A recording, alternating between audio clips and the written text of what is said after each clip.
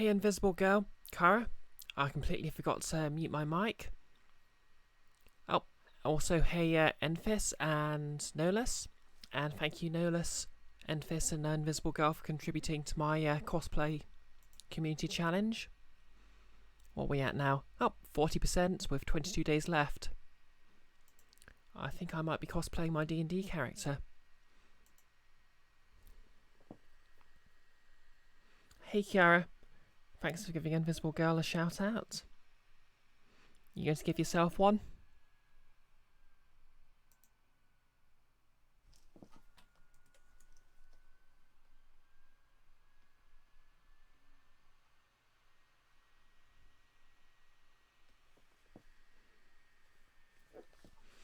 Wait a minute, I just realised. The shout out command isn't actually limited to mods. Someone give Kiara a shout out. It's just exclamation mark. Yes, thank you Nolus. Give Kiara that well-deserved shout out.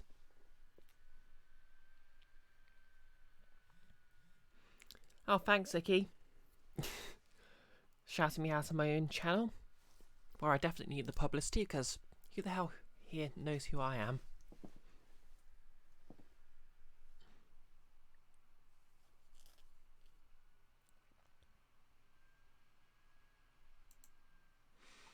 Oh, anyway, just doing a bit of shilling, and I'll just be a second.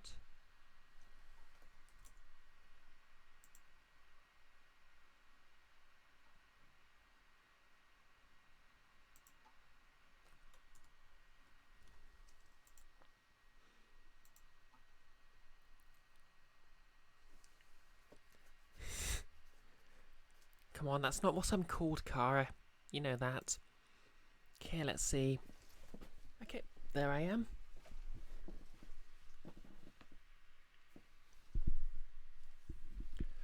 Oh, Kiara's streamed every day this month because she is awesome like that, and very reliable. A very reliable source of entertainment she's been as well. I mean, seriously, everyone follow Kiara.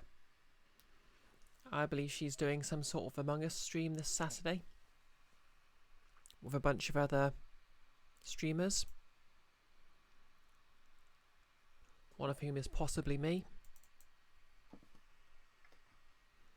Yes, Kiara, you're reliable.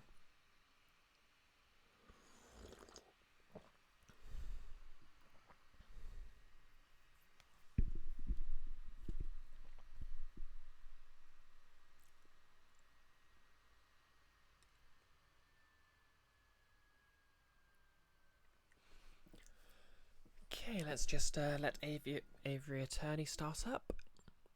Oh, and for some reason my Steam account's not logged in, so let's go to do that. Not as reliable as me or Invisible, at least when she isn't murdering. I mean, I literally started 5 minutes late. I'm flaky as heck.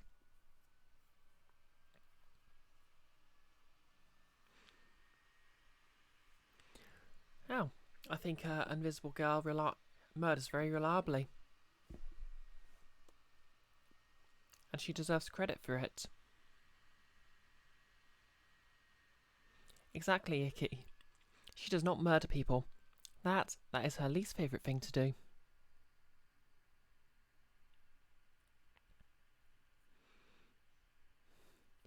Hey now, Nolus. You're an all-star.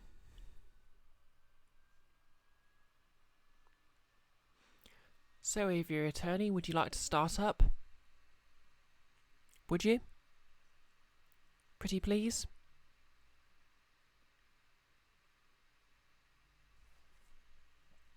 Yes. Burb lawyering.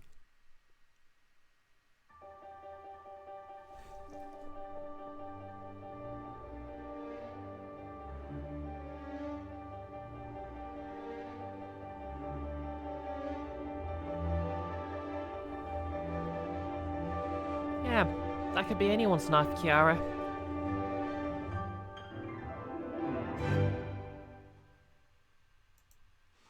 Alrighty. Is everyone sitting comfortably?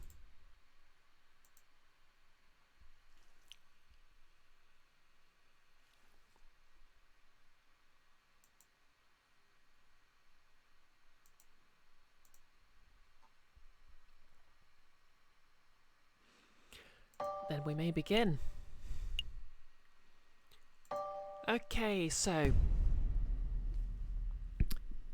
story so far, we're basically trying to track down the notorious arms dealer. We've got some leads, but we need to wait until Friday. We went on a bit of a side quest to create a medical device to pay off a debt, but that's just earned us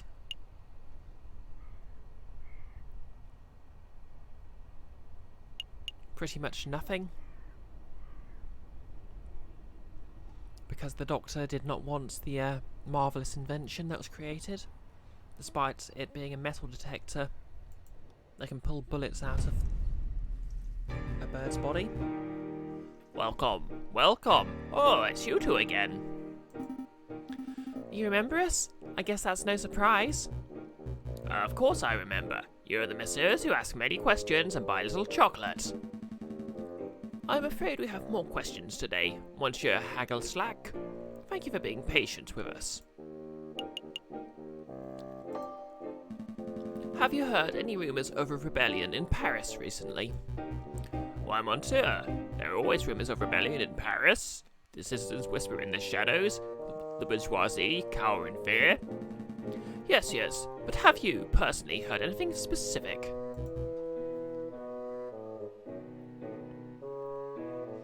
No, Monsieur.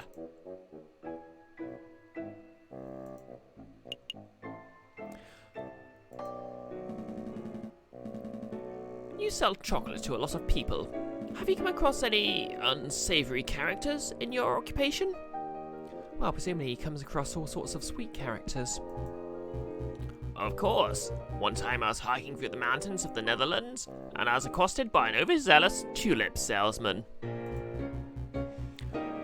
I threw a fistful of Dutch rubles at him and made a hasty retreat. I can't help but wonder about the legitimacy of Lander's stories. But for some reason his tangential rants don't bother me. Let me be more specific. We're looking for a person called the Croque Monsieur. Does that name sound familiar? No, Monsieur.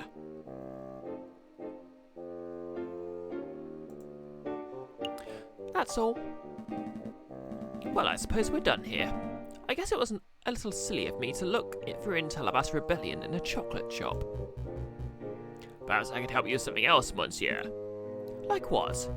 Well, you may have noticed this is in fact a chocolate shop. I am of much better service as a chocolate salesman than a rumour monger. Ah, of course. I am looking to buy a box of chocolates for a friend. May I have a recommendation? Could it be? Am I the friend, Falcon? Is this a gift for me?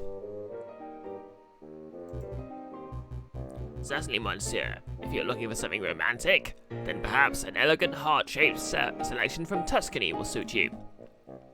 Romantic, you say? I don't feel that way about you, Falcon. But how could I decline such a scrumptious gift? Yes, Nolus, I have a metal detector operation game right now. The Explorer Extractor. Gustave Trouvé's Explorer Extractor device finds and removes bullets, which is a very specific purpose. No, that wouldn't work. Do you have anything that would be suitable for any occasion? Ah, perhaps you want this box of 20 creamy chocolate swirls from London. They're very sweet. No one can resist. Yes, those are perfect. Take them, Falcon. Take them, take them, take them, take them, take them, take them. For pity's sake, Sparrison, why are you being so fidgety? No reason. Then cut it out. It's weird. I think this would work nicely, Monsieur Haggleslack. How much are they? 5 francs? Perhaps a little steep for someone, but I assure you that their quality is more than justifies the price tag. No! Can I get a good guide discount? You know, for being such an upstanding citizen? I really shouldn't, monsieur. I understand. Ah, just kidding. Of course you can. How about I give you these for free? As a token of Belgian generosity. That was unexpected.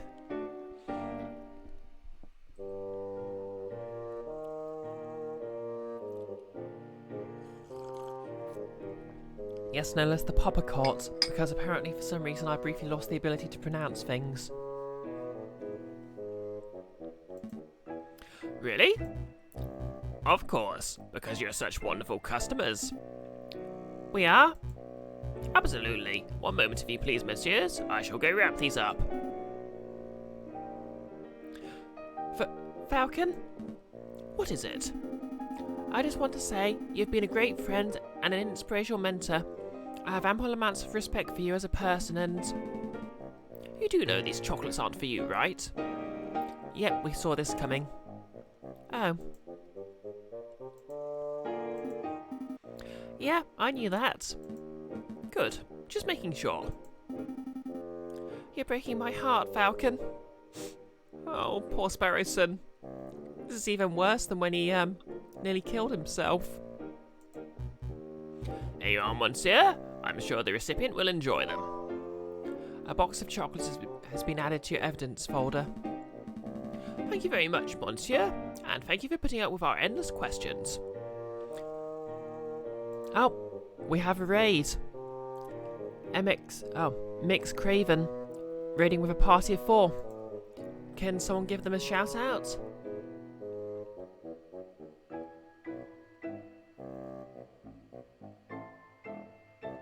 Thank you, Kiara. What have you been playing? Last stream was titled Phone Mending Things, and you're playing... Xenotic. Mix Craven's a good person. Oh, thanks for the thanks for endorsing them, Jan Lasan. Xenotic is an open source arena shooter. Oh, that sounds interesting. Ah, the person themselves. You're trying to make your phone work, but in the Xenotic category because you just hate chatting. Oh, fair enough.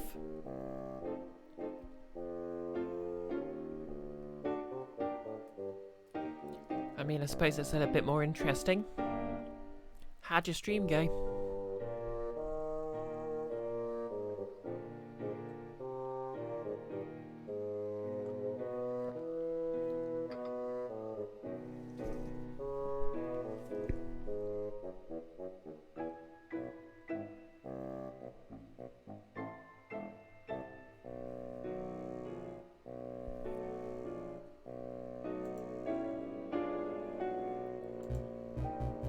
It's been my pleasure, monsieur. Alright, for everyone raiding, my name's BisectedBrioche, or Erin if you want to use a first name. I'm a trans-feminine, trans woman. Yeah, that was kind of redundant, oh well. I stream Let's Plays of single-player games. Occasionally I cosplay. Every Friday I play Phoenix Wright before D&D later in the day. So, of course, on my Monday and Wednesday streams, I'm playing Aviary Attorney, a Phoenix Wright-like, with birds. Right now, I've got a community challenge to cosplay my D&D character at some point, so feel free to throw any spare points you like in there. And that's up to... oh, yep, 41%. Yes, and as Nolas points out, I absolutely love Metroid more than life itself. In fact, my first ever cosplay on stream was Samus around... well, specifically Zero Suit Samus, while I was playing through Metroid Prime 1 and 2. Sarah CJ, what do I usually cosplay? Well, as I just said, I have cosplayed Samus Aran. Happens to love my Zero Suit for that. Yep, my Twitter handle's been Samus Aran for a while. I've also cosplayed May Borowski while playing through Night in the Woods. Alex Roivas while playing through Eternal Darkness. I have Lara Croft cosplay planned at some point. And of course, I cosplay, well, I sort of do a loose cosplay of my D&D character Grounded for streams because I'm extra. Oh, thanks for the contribution to the challenge, Jan Latan. 6,000 total. Nice. But yep, Grounded's a tiefling rogue. So yep, if you want to see me as a demon girl, you know what to do. Invisible Girl. You cosplay Invisible Girl. And you do it very well. You're always in character.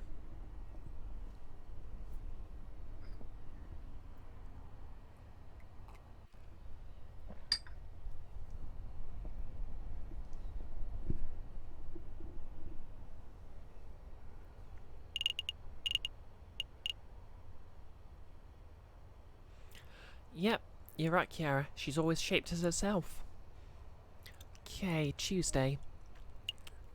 I need to wait for Friday before I can investigate the arms dealer, so where else can I go?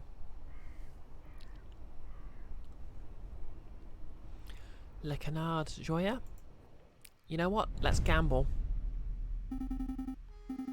Oh wait, I can't gamble. So what's the plan for today? Play cards until we're flat out broke? Maybe. Let's see.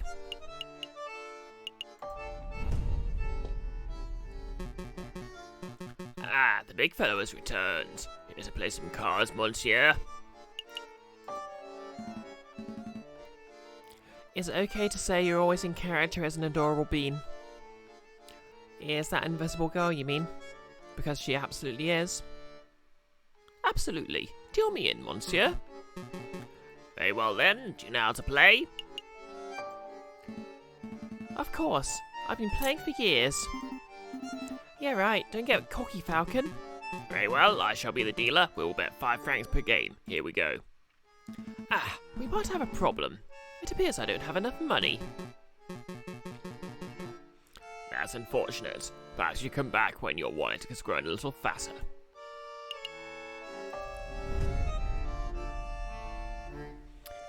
Falcon and Sparrowson return to the drinking floor, but no one appears to be interested in conversation. Okay, that's a washout then.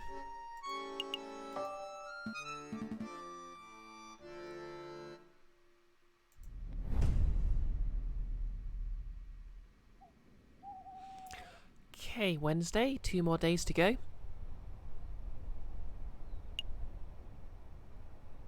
Oh, I guess I'm going to the Rue des Marmosets.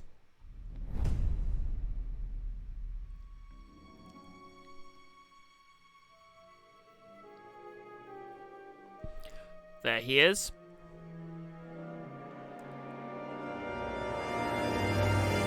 That's the rooster who shot the croque monsieur.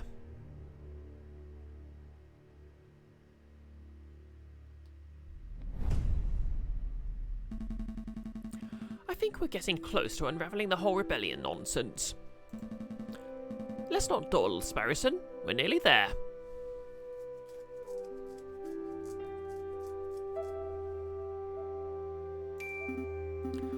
Alright, let me just deal with this letter first. Spam? I don't think so. It's from Cocorico. Severin? Well, go ahead, Sparrowson. Let's hear it. JJ, if this letter reaches you uninterrupted, then that means I've been captured or killed by the rebels. What? Last evening. Well, last evening the inspector gave me a tip-off of a midnight trade between the rebels and the croque monsieur on Rue des Marmosets. He's still reading the letter. I intend to watch from the shadows, but I know that such a mission is a dangerous one. Wish me luck. If this is the last correspondence you'll ever hear from me, then I suppose I should end on a positive note. Falcon, you're a good friend and an excellent lawyer. I'm sorry for belittling you all these years. Kind regards, Severin Cocorico. Oh no. Edgeworth Bird's dead.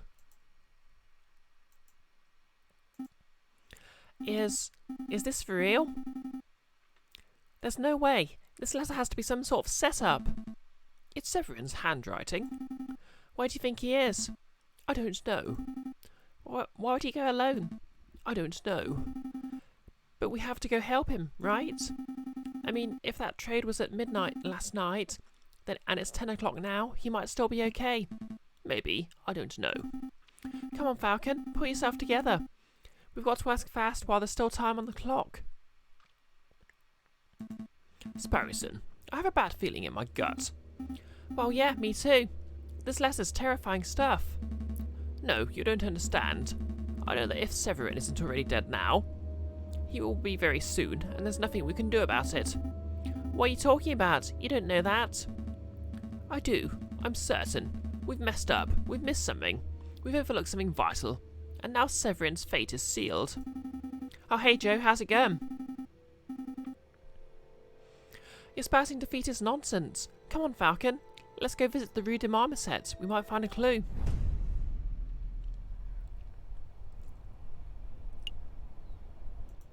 Okay, I think I've found a bad ending by running out of time. Come on, Sparrowson, keep up.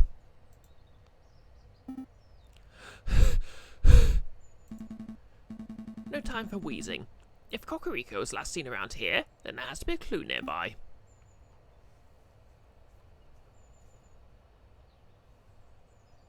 Yes, Joe, this is basically Ace Attorney, but birds and in revolutionary France. Right. Select an area to examine.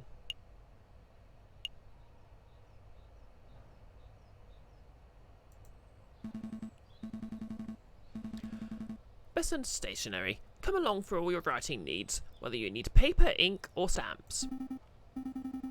What are you doing? Stop procrastinating, Falcon. Cocorico's life is at stake.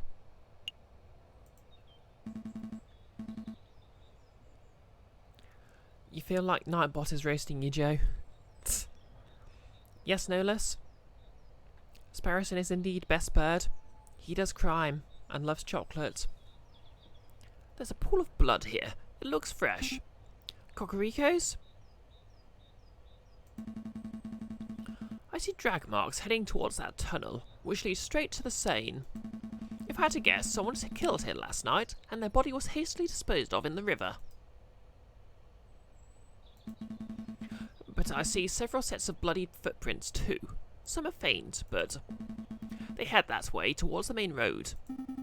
So he could still be alive? Let's see where the footprints go. Notre Dame?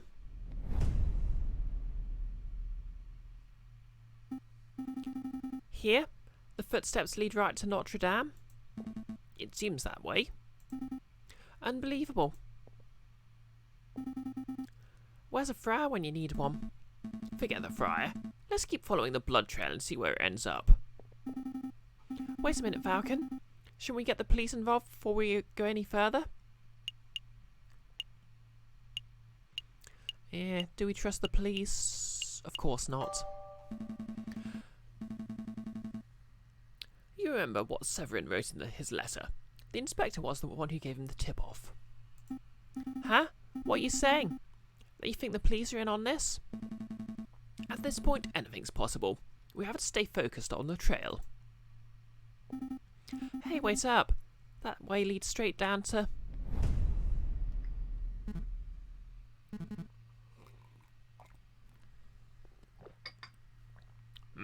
Man, I'm famished. Where is that mouthy parrot gonna relieve me of duty so I can go grab a snack? The trail keeps going. Hey, isn't that the concierge jailkeeper?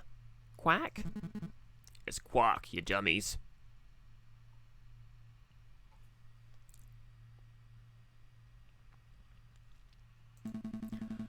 I had no idea that you're a religious man, monsieur. I'm not. I had a career change. Private security pays much better than regular old jail keeping, you know. Monsieur, we don't have much time, so I'll keep it brief. We're following a trail that leads to the door behind you. We need you to let us pass. Door behind me. Ha, you idiots. That door leads straight to the catacombs. You don't want to go there. Catacombs? And besides, just 'cause I know how to get in doesn't mean I'm just gonna let you pass. I got a job to do. I have integrity. I promised to act as a guard, and that's what I'm doing. You want a bribe, don't you? Bingo, what you got?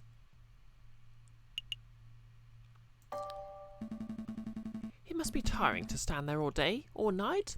I'd bet you love something to eat. Now that you mention it, what you got?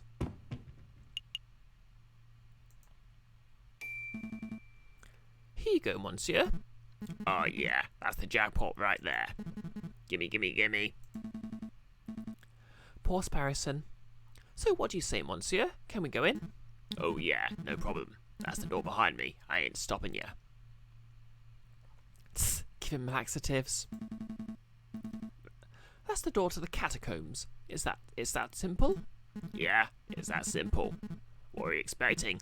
A hidden bookcase or something? Go on, go look.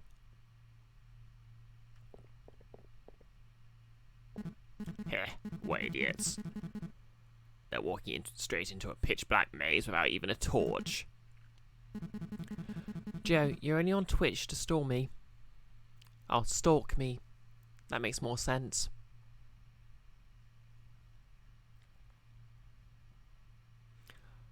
I wonder, will they get lost and starve?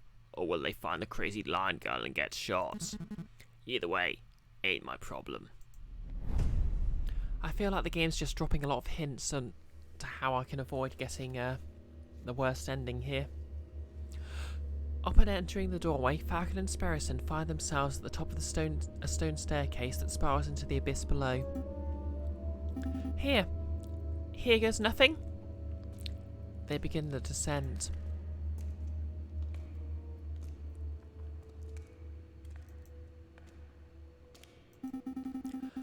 I knew an underground passage would be dark, but this is ridiculous. I can't even see my hand in front of my face. Just keep putting one foot in front of the other, Sparrowson.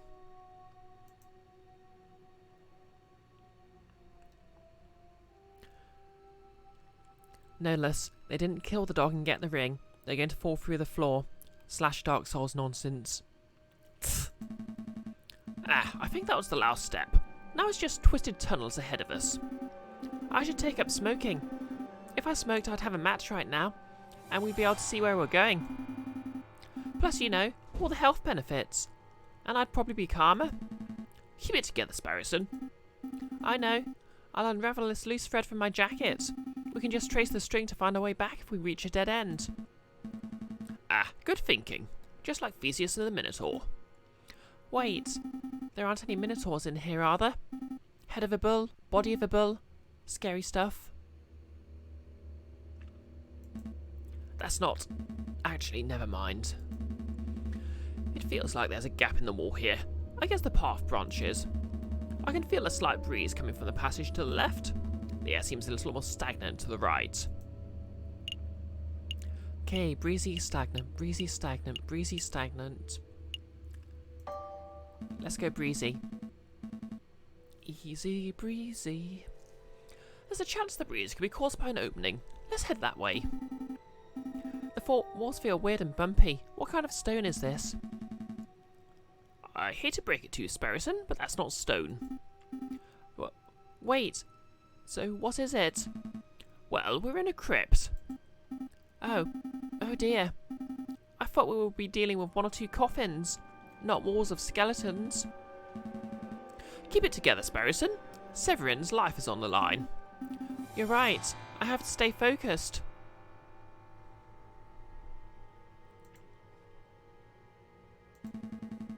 Oh, it looks like the path branches again. Hey, Bericlaire. BisectedBrioche. That's close to what they call me. Are my eyes going funky from the darkness, or is there a glimmer of light coming from the right path? No, I see it too. There's definitely some light on that side. Well, we wouldn't want to be eaten by a grue, would we? Yeah, it's definitely getting lighter. I can see my hands again. But that might just mean we're getting closest to an exit, right? Maybe this has all been a wild goose chase. Hush, listen. Voices? BisectedBrioche Brebe.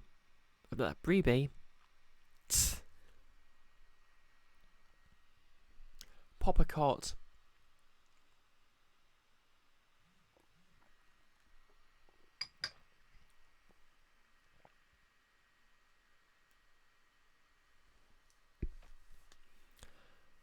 No less. Oh dear, out of one Dark Souls nonsense and into another. Yeah, there's a bit that's all dark and skeletons. Like any good JRPG, really. Except, of course, it's more of a WRPG that happens to have been made in Japan, but that's besides the point. Voices. We're getting close. Wait, Falcon, aren't you scared? Terrified. There they are.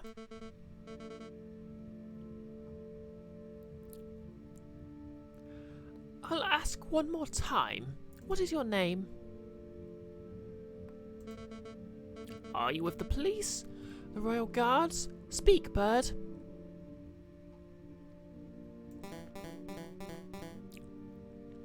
Man Boomore. We've been here all night. You simply ain't talking. You didn't react to coaxing. You didn't react to torture. Maybe it's time to, administer some justice. Justice. That word. Oh, the rooster finally crows. You want to know who I am? Fine. My name is Severin Cocorico. I'm a public prosecutor for the Cour d'Assises.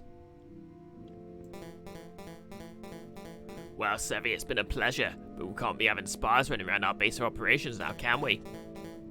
So, without further ado, I hereby sentence you to... Wait a minute, Piero. This is no ordinary spy. Because he's a prosecutor? No, because he's the bastard who condemned my father 10 years ago. Whoa, you sure? I had my suspicions when I saw his smug air of arrogance, his holier-than-thou glare. But now that I know his name and occupation, there's no doubt.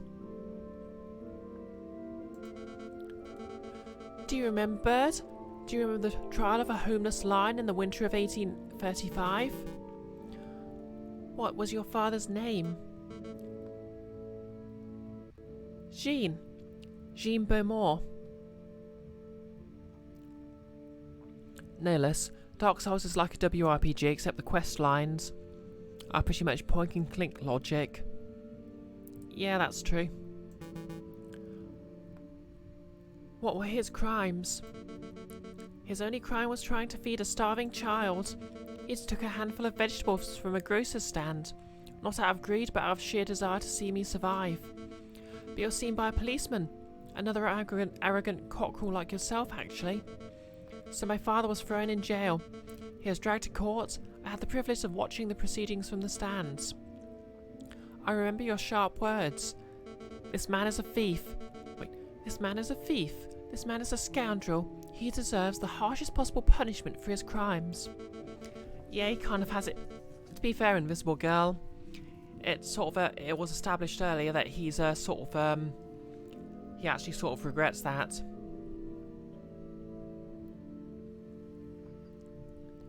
And he's sort of become a more sort of just prosecutor. Still a cop though.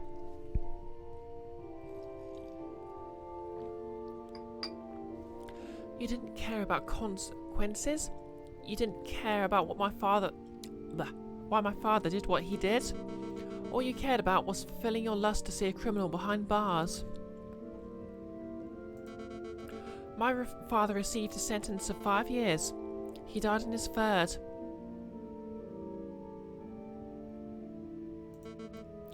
Do you remember him?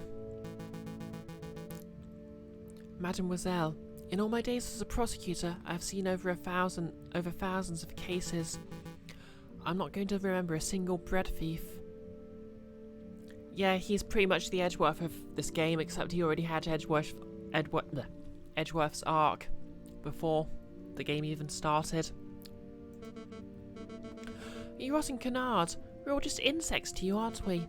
Who cares if a child starves on the streets as long as you put enough criminals behind bars to meet your quota? Am I right? Bericlaire. Okay, but can this cat man pin me to the wall and stuff? Well, to be fair, I think she's a cat lady. Icky. But for me, it was Tuesday.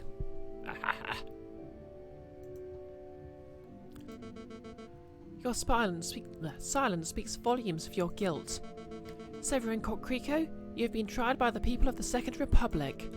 We have found you guilty on counts of conspiracy, of the murder of the Croque Monsieur, and the murder of my father, Jean Beaumont. Oh, I have been found guilty? Mademoiselle, if you want to shoot me, so you can fulfill your revenge fantasies, then by all means, shoot me. But don't pretend for a moment that this mob resembles a court of justice in any form. A court of justice? Now there's a contradiction. Bird, you know nothing of justice. He did rules lawyer to let Falcon defend her at a trial even though he was late, ended up rules lawyering himself out of getting a guilty verdict as a prosecutor. Yeah, that was basically the end of the last arc. Which is what makes the whole situation ironic. He probably does actually remember her father.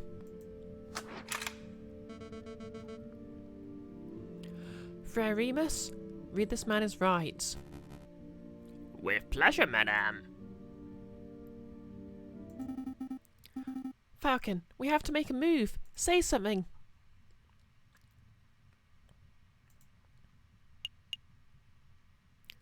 Okay, let's see how this goes. Alright, I'm going in. I'm coming too. No, I need you to get out of here. Go find the police, roll guard, anyone. I'll stall for time. Falcon. Okay, I'll go get help. Do you have any last words? Just pull the bloody trigger and be done with it. Wait. Wait, wait, wait!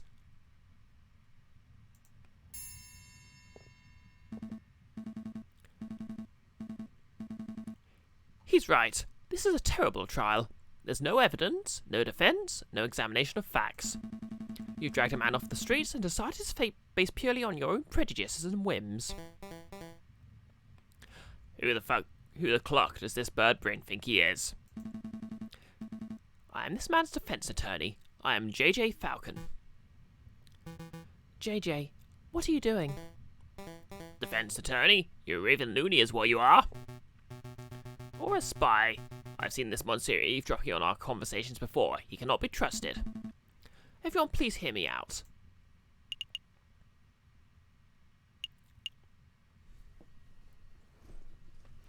Okay, who do I appeal to? Fontaine the Beagle, Piero, or Frere Remus?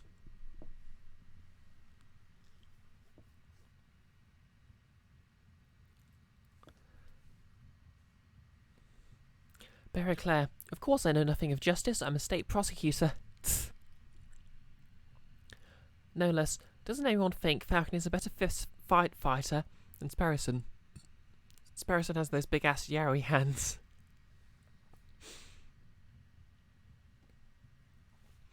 Maybe Remus because of the talk of judges and stuff. Yeah, but he was talking about a judge who literally could be executioner as well, so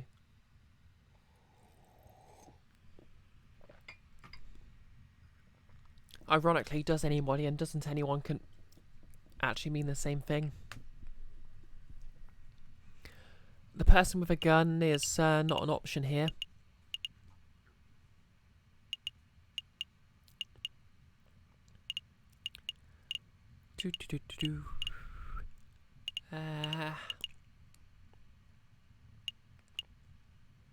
Okay, Piero doesn't seem to care.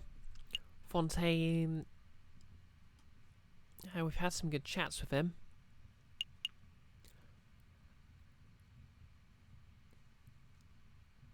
No, Fontaine's the beagle. Appeal to Sparrowson. We've already given away the chocolate. It's too late for that.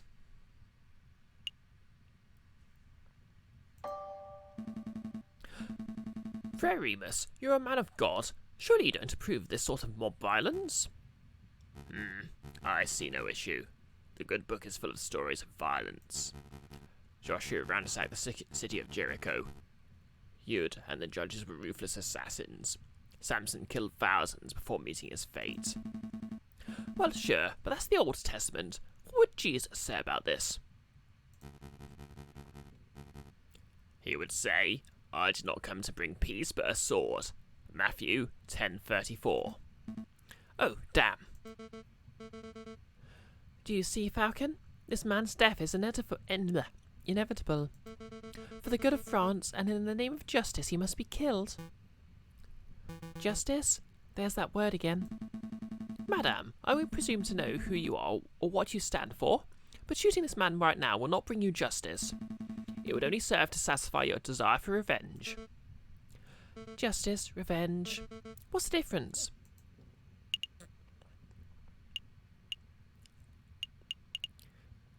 Okay, due process was what killed her father. So I doubt she's big on that. Fairness. Her father didn't get any fairness, so that would probably get her angry. Rationality.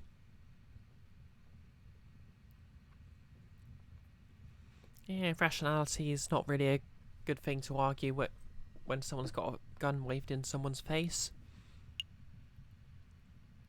Let's go with fairness. Fairness, madame. Justice offers the accused the chance to defend themselves.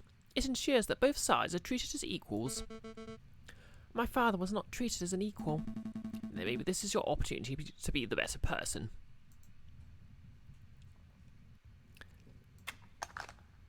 Oh.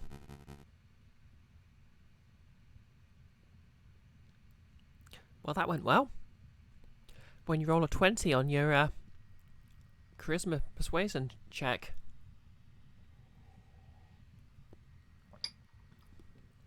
Madame, surely you aren't entertaining the words of this heathen.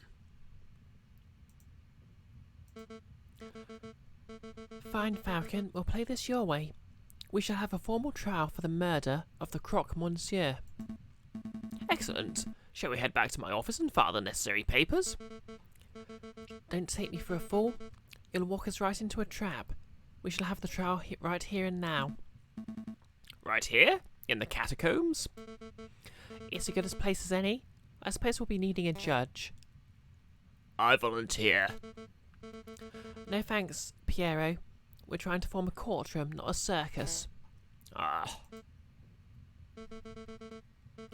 Just go see how the security is doing, Piero. We don't want any more spies wandering in. Rightio. Perhaps I can help, madame. You know that I'm a pious man, after all. Okay, Remus, you can be our judge, and I'll lead the prosecution. What about the jury? With due respect, I don't trust your peers to be impartial. Look around you. As we speak, we are being watched and judged by countless dead men and women. They shall be our jury. That may work as a metaphor, but in practical terms... In practical terms, it is me you have to convince, Falcon. Convince me that this bird is not guilty. After all, I am the one who holds the gun. Well, it looks like we're ready to get started. The trial of Severin Coquerico is underway. He stands accused of the murder of the man known as Croque Monsieur in cold blood. Madame Beaumont, please explain the details of what happened. Very well. Last night at the stroke of midnight, 2 gunshots were heard on Rue des Marmosettes. No less. Falcon says something cool. The skeletons animate and start clapping.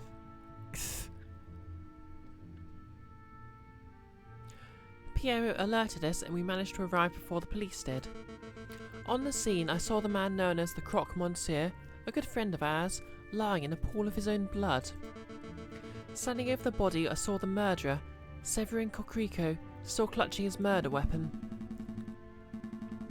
Am I to understand you did not witness the crime firsthand, madame? That you only saw the aftermath? Yes, but one of us did happen to see the incident itself.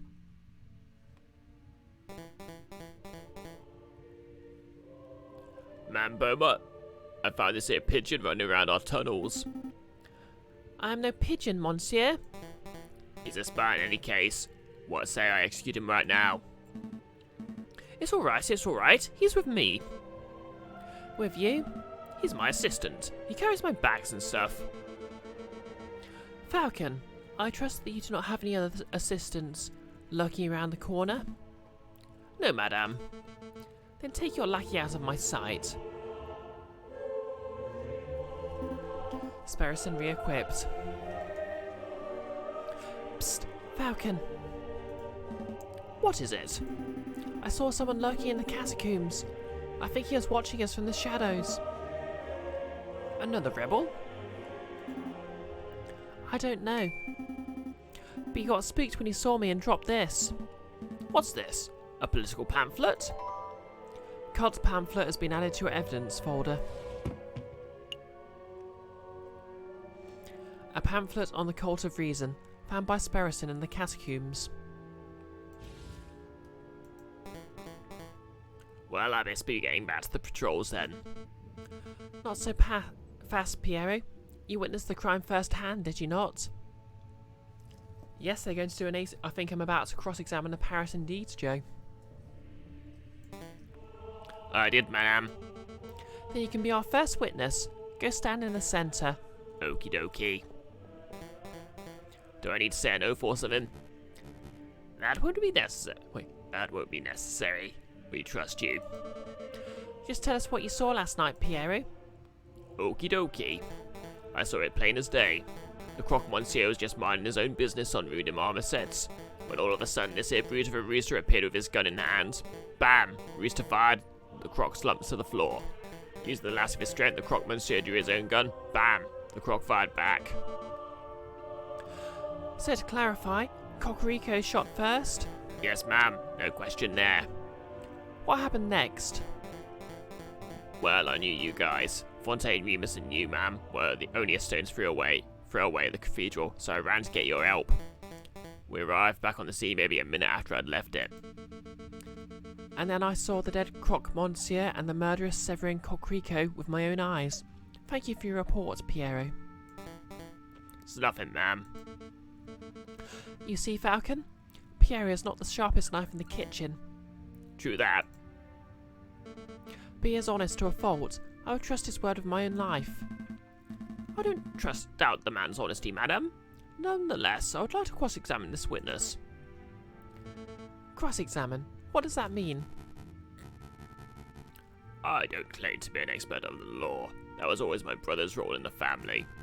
But I think a cross-examination means Falcon would like to waste our time by asking pointless questions. Actually, it means I'd like to make sure Pierre's story holds up to under scrutiny. Yes, I'll be asking questions, but only questions that directly relate to the case at hand. Clearly a pointless stalling tactic, ma'am. Sure it won't end to the trial. No, we'll let the bird have his little cross-examination. But I'm warning you, Falcon, don't mess with me. Don't mess with you? If I get the slightest inkling you're rambling to stall for time, I'll end this trial on the spot. Do I make myself clear? Start questioning Coquerico's shoe size or the colour of the Croque Monsieur's underwear, and I'll lose my patience. Invisible girl. Ask, would you like any toast? I mean, that's actually always relevant. Yes, I get it. Okay.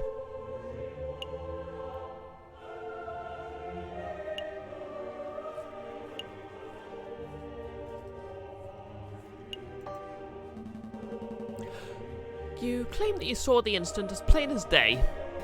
Yep, plain as day. The crime occurred at night. Piero, I'd like to remind you that this crime occurred around midnight. In February, on an overcast moonless night, in an unlit alley. What's your point?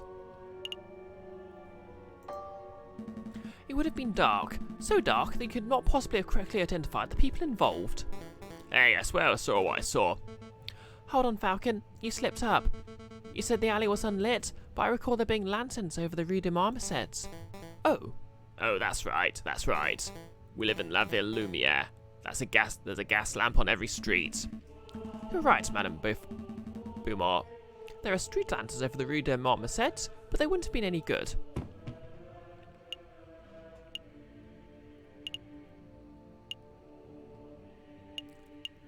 They wouldn't.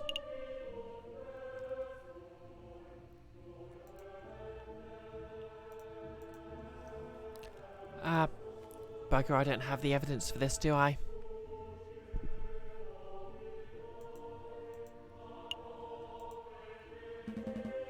Take a look at this. You're saying this is how you know the street lamps were broken? I don't quite follow. Oh, thanks for the host, Chiara. The webcam is desynced from audio.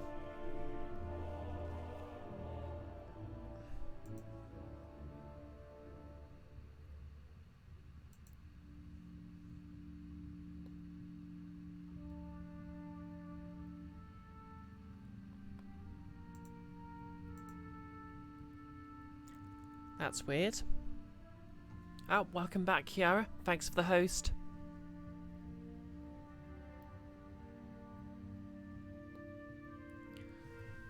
Oh, I don't know what I can do about that.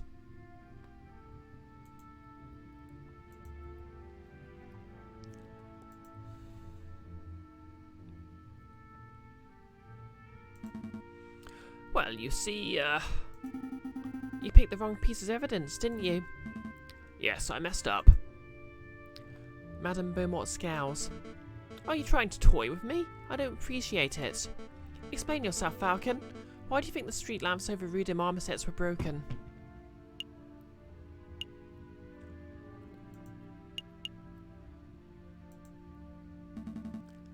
Take a look at this. You're saying this is how you know the street lamps were broken? I don't quite follow. Well, you see, You picked the wrong piece of evidence, didn't you? yeah, I messed up.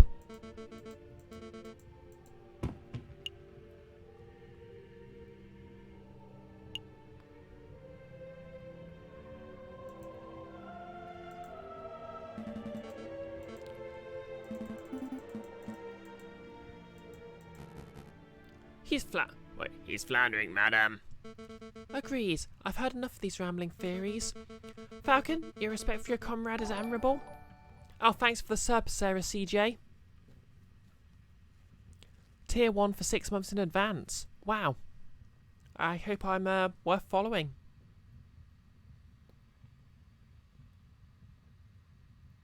I mean, worth subscribing to.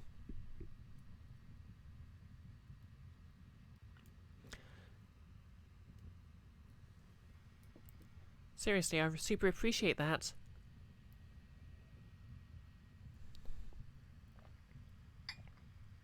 I hope you enjoy the emojis.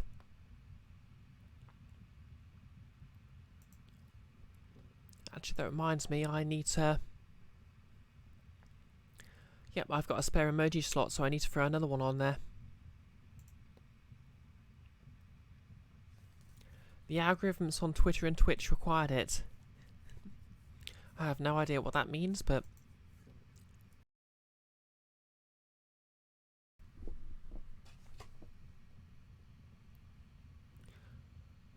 Falcon, your respect for your comrade is admirable, and you displayed great valiance by leaping headfirst into the lion's den. But you failed to convince me of this bird's innocence. Madame Beaumont, I implore you. Not another word. We humoured you, we set up a court and went through the motions of a trial, and now the rooster's guilt has been formally proven. We have more evidence. Enough. This trial is over. Severin Corcrico, you've been formally tried by the people of the Second Republic. We found you guilty on the counts of conspiracy of the murder of the Croque Monsieur and the murder of my father, Jean Beaumont. Madame, please. JJ, it's all right. I've made my peace. This is far from all right. Dying in the name of a new republic at the hands of rebels. There are worse ways to go. It was good enough for Robespierre, right? Severin. Oh no.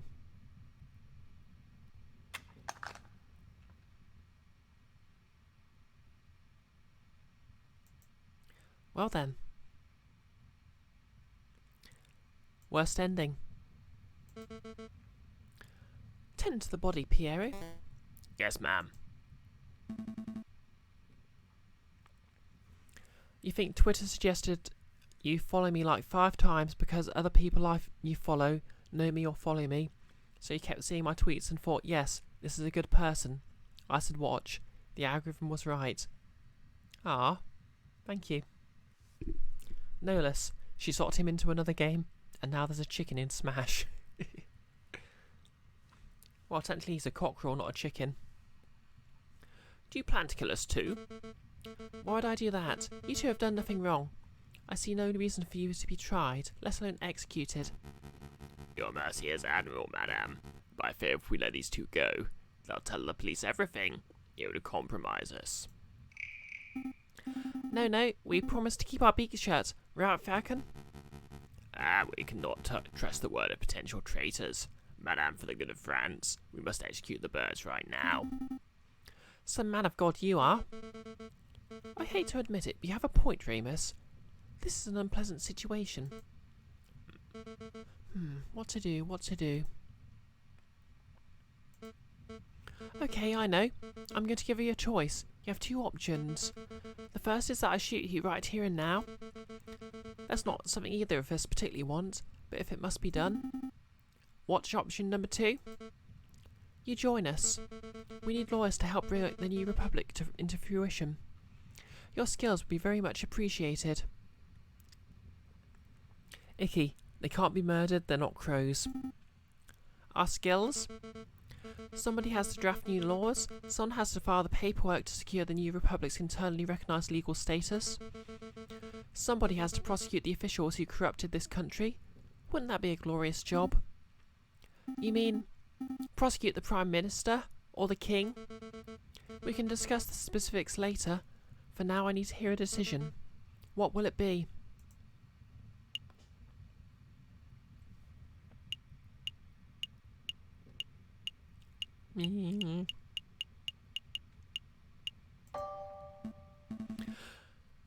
Fine, we'll work with you.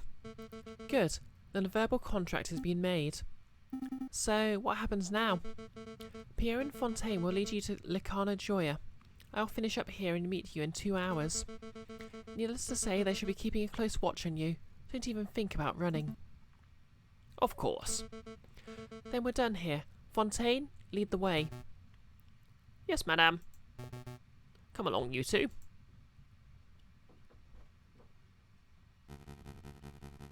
You can't seriously be trusting these filthy laws, madame. They're probably plotting revenge for their dead friend at this very moment. I do first trust them. Throughout that trial, I got the impression that Falcon was trying to de-escalate the situation. Avoid violence. Such a viewpoint is naive, but it is exactly what we need in this revolution. But they will betray you. If they're stupid enough to even raise one feather against me, they will regret it. Joe, that's not how verbal contracts work. I mean, it sort of is, but there's just no way to enforce them. Either way, I think I'm on the way to the band ending, so, well, an ending. I'm sure there's a route where Cocrico and everything's super happy.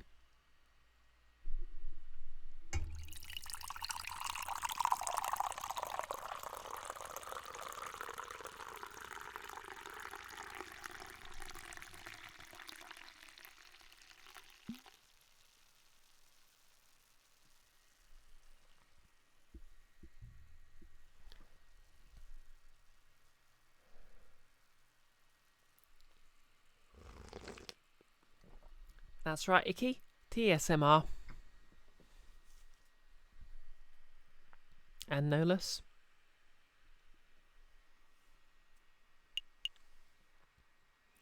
The game has been saved. Do I wish to continue? Yes, I do.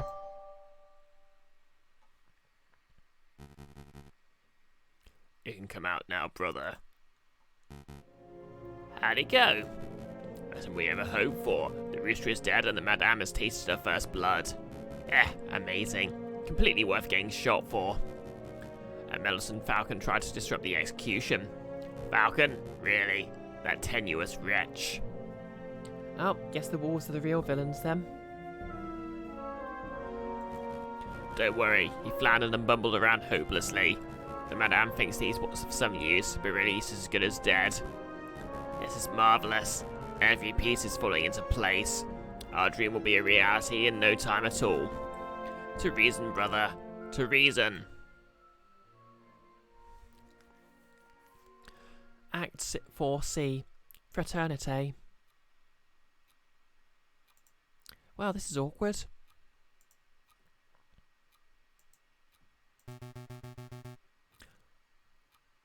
I hope you don't harbour too much hate for the madame. I know the rooster was your friend, but the madame does what she does for the good of France. Oh boy, this is awkward. Bericlaire, the madame is full of shit herself beneath her honourable posturing, so... To be fair, I think she's basically being manipulated by the wolves, so... It is a bit. Perhaps a round of drinks are in order. After all, this is a tavern. What do you two say? Sorry, I mean no disrespect, Fontaine, but I'm not thirsty. me neither. I get it. You're both a little shaken by what you saw. Can we at least get you some wine? Just a small glass to calm the nerves. Fine, whatever. Very good. Pierre, fetch our guest some drinks. It's your round. My round? No way. It's your turn. Turns don't matter. You still owe me for that omelette I generously paid for last Friday. Yeah, well, you owe me for that coffee on Tuesday. Okay, so that's 30 cents of coffee deducted from the 60-cent omelette, plus the 25-cent peanuts you swiped from my pantry. Hold up. I ain't so good at mental arithmetic. Listen, Sparrowson, you need to go. Go? Yes, I'll create a distraction. You head for the back door. Is that such a good idea? Not to blame Sparrowson, but I could have met with Mr. Ham and Cheese if it weren't for the fetch quest. Although you're surprised the magnet didn't become relevant. Yeah, I sort of assumed when you met the arms dealer there'd be a gunfight or something and someone would need to be saved with it. Then again, maybe it's a time management thing. I need to have it. Actually have the bullet extractor and also meet the arms dealer. If we both stick around, we could both end up dead as soon as we rub that lioness the wrong way. If we both run, these two will probably shoot us in the backs. So the way I see it, one of us running is the most viable option. Falcon. Don't argue. Once you're out, find Valerati and tell him what you've seen.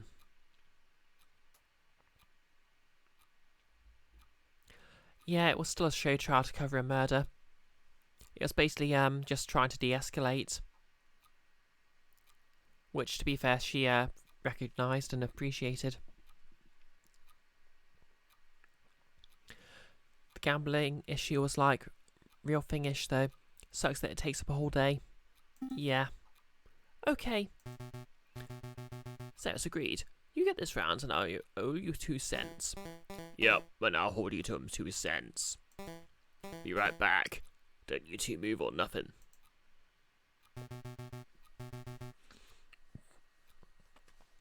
He'll hold me to 2 cents. That Pierre is such a miser. Anyway, I don't feel like sitting in silence. Let's talk to pass the time.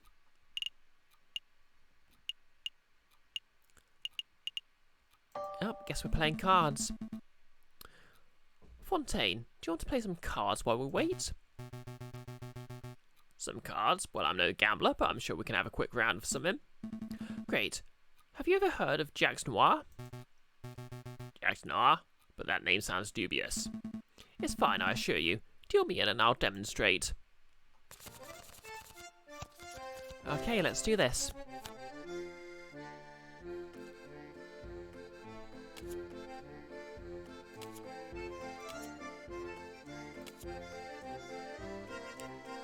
$21.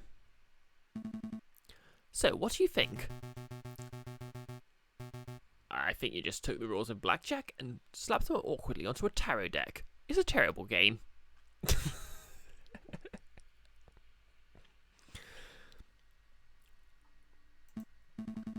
Oh, well, how about we play some poker instead? Poker? If that's just poker with tarot cards, I swear to God.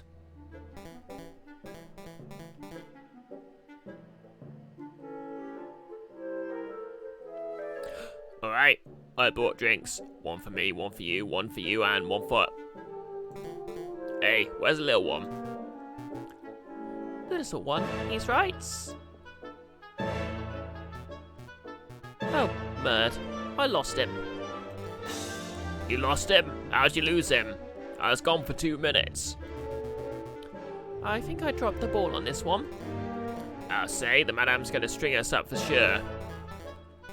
Actually, we should make a cover story. We can't let her find out about this. You can't let me find out about what?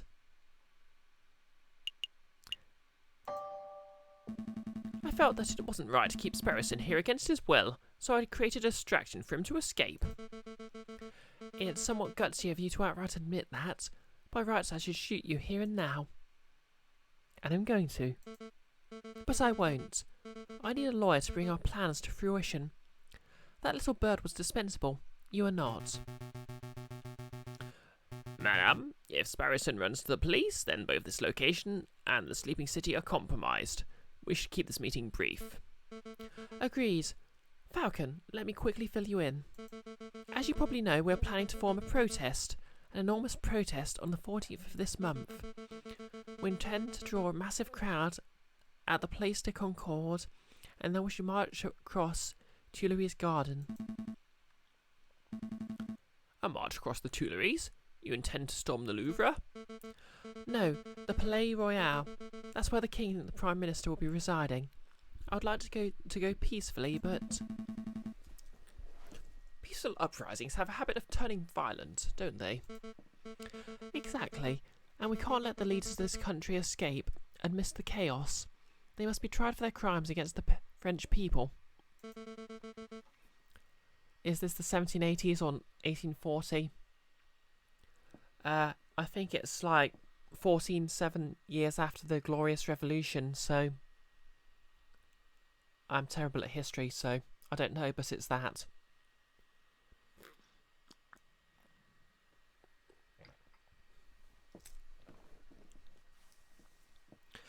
On that note, I want you to lead the prosecution. You want me to prosecute the King of France? The King and the Prime Minister, they are both responsible for the rampant inequality that plagues this country. On the day of the revolution, we will drag both those overpaid bourgeoisie onto the streets, and you shall prosecute them then and there. I think I understand. Prosecuting the pair for crimes against humanity. I suppose it could be done. If I were to interview a lot of citizens, gather a lot of evidence, file some paperwork, I could probably prepare a case in around 2 months. We don't have the luxury of time. Use your ingenuity on the day, just like you did in the catacombs. You can't be serious. There is no alternative. The wheels of revolution are already turning, and the revolution will ignite in under a week. The question on my mind is, what do we do with you until then? You can leave him with us, ma'am. We'll keep a good eye on him. After seeing the atrocious job you two did guarding that little bird, I think not. I'll just have to guard you myself, Falcon. You shall spend this week at my side while I complete our preparations. At your side? All day and night? Absolutely. I'm not going to let you out of my sight for 1 minute. That seems excessive. You can trust me, madam. No, I can't. Yep, she's crazy, but she's not stupid. You've promised to help me, but I know that you don't actually believe in the cause of the Second Republic. If I give you 1 grain of freedom, you'll undoubtedly flee.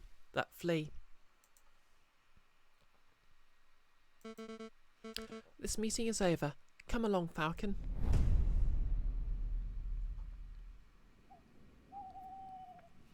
Planning to kill the bourgeoisie sounds like the 1840s.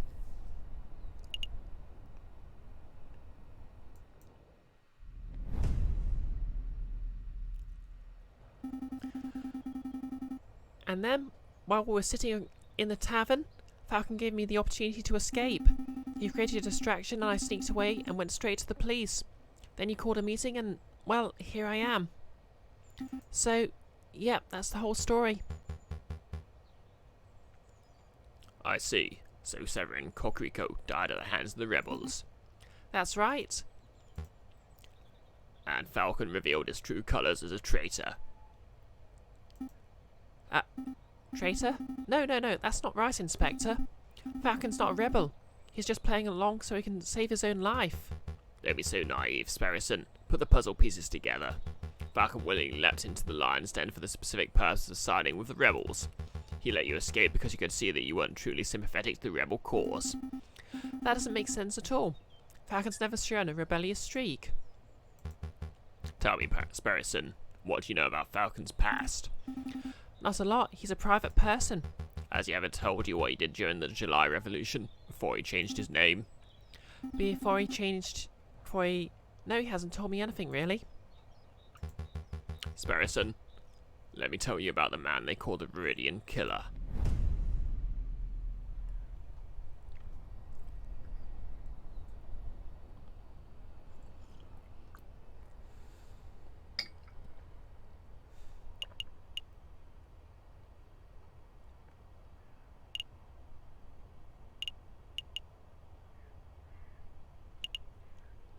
Okay, Palais Royal.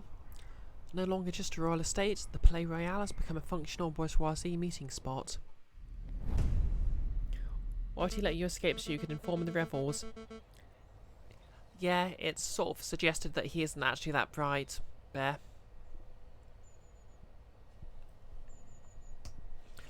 The Palais Royal. Just look at the disgusting den of fat cat bourgeoisie and hypocritical politicians. The king is probably in there as we speak. Probably sitting in his high chair, stuffing his bloated face with cake and wine while he boasts about being the perfect citizen king. Did you come here just to moan about the king? No, I've come here to assess the potential battleground. On the day of the rebellion, I might order Piero to set up a barricade over there. What do you think? There? Right outside the Palais Royal? Of course. It's the perfect place for a defensive garrison. We can gather furniture from nearby buildings, build a wall and position the rifles to fend off the police. Okay, I don't know much about the French Revolution, but this sounds a lot like that Discworld novel. Beraclair. He follows police intuition, meaning he jumps to familiar conclusions to avoid investigation. Yeah, that makes sense.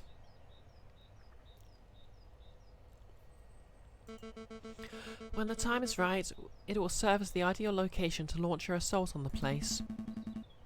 So you weren't just throwing empty words in the tavern. You actually do intend on dragging the king out of the palace through violence. Of course, he will never abdicate of his own volition. It's not as if I want to see bloodshed, Falcon. It's necessary. It's inevitable.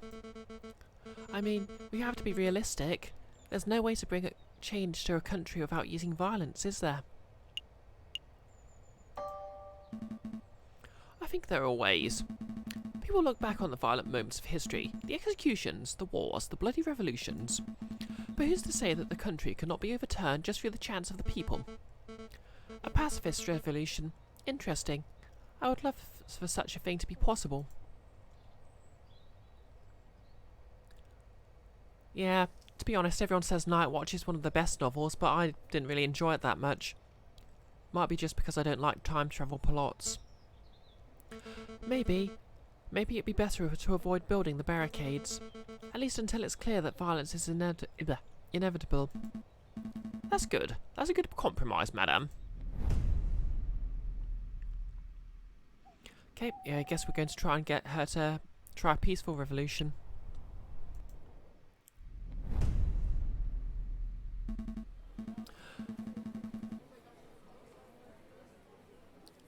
Lahores, huh? Let me guess. You have a weapons supply somewhere around here.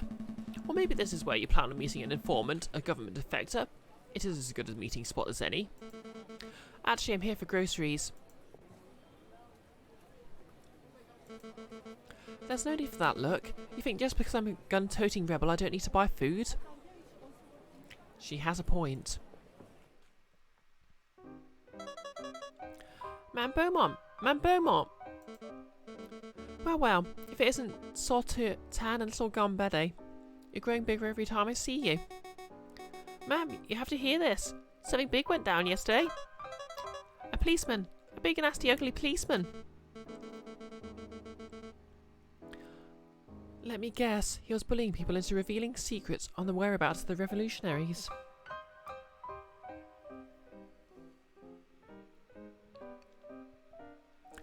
No less.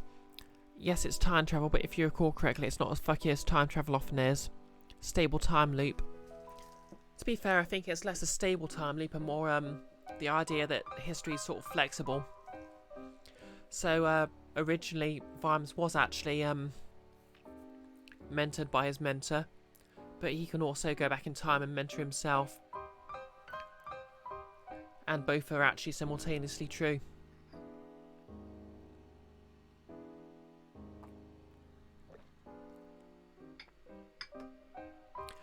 Claire. Unless Beaumont had no history, she would retort that pacifist strategies had been attempted and they got violently repressed. Yeah, fair point. But then again, do you hear about all the times they weren't and they succeeded? Probably not, because they're boring and they take years and years and years. And more often than not, they get co-opted, but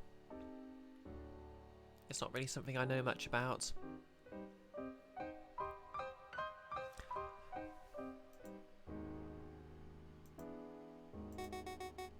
Well, that's how it started, ma'am. Same old bullying tactics. He was pushing around this old beggar rat who hangs around the market sometimes.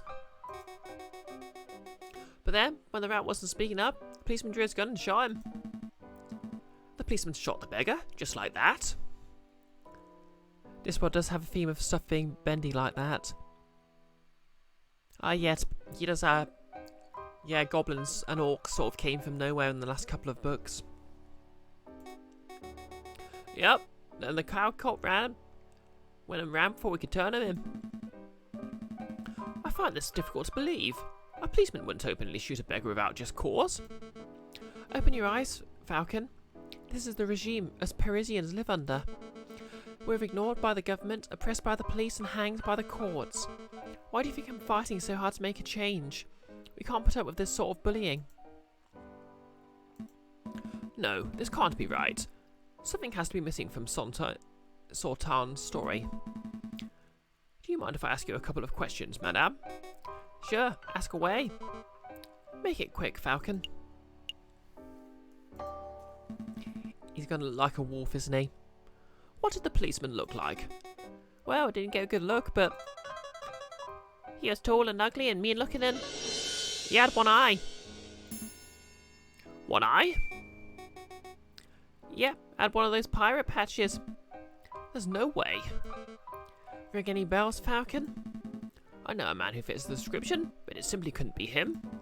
He's a bitter individual, but he's morally righteous. I can't imagine him shooting an innocent person so recklessly.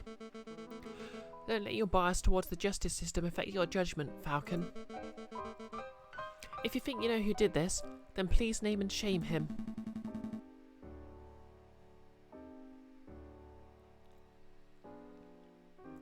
I think I should bite my tongue and I'm a little more certain. Do you want to know anything else, Monsieur? If a policeman did shoot an innocent person, then there would surely be an investigation. Heh. Your naivety knows no bounds, Falcon. You think the police care if one of their own is out of control? Actually, there was one bloke asking around, but I don't think he was a policeman. Oh, go on, madame. Well, it was this charming fox. Renard. A friend of yours, Falcon? Something like that. We should probably pay him a visit to see what he's up to. Pay him a visit? I suppose we can set aside a little time.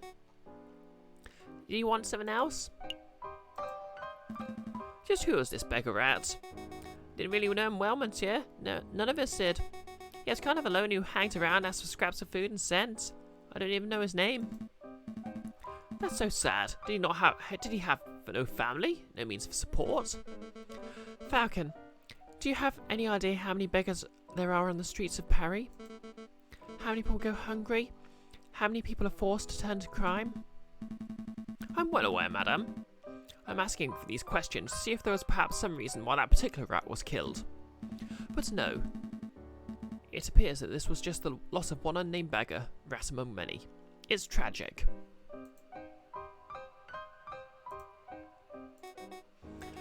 There is, monsieur. Is there any way I can help? That's all, madame. Thank you for your help. No problem. Anything to help Madame Beaumont. We'll try to get to the bottom of this, Sultan. No less. Qui custodiet ip sodas cuisine. You need food, BRB. Good luck getting your food. Just make sure to stay safe when the revolution starts. Stay inside. Keep Gumbad safe. Of course, madame. You stay safe yourself, you hear? My voice is drying out a bit.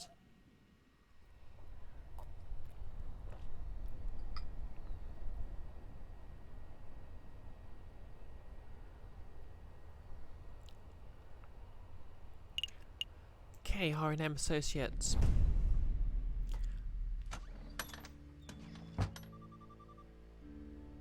Visitors, monsieur. Vulps, visitors. Really, Falcon, what do you hope to accomplish in this sleazy back alley establishment? Beraclair, semper ubi, sub ubi. Forever, all, below all. Is that right?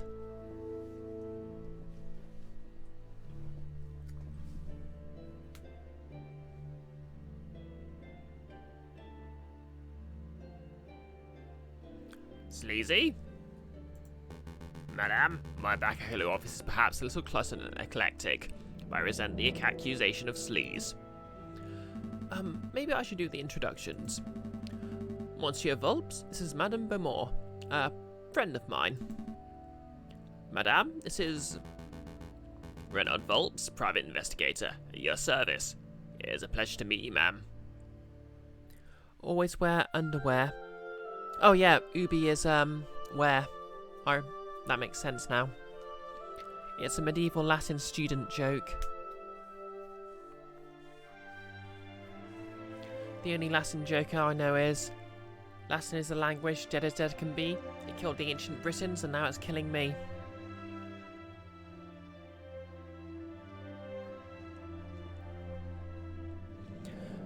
But of course, people from the generation who came up with that rhyme don't like the word dead name.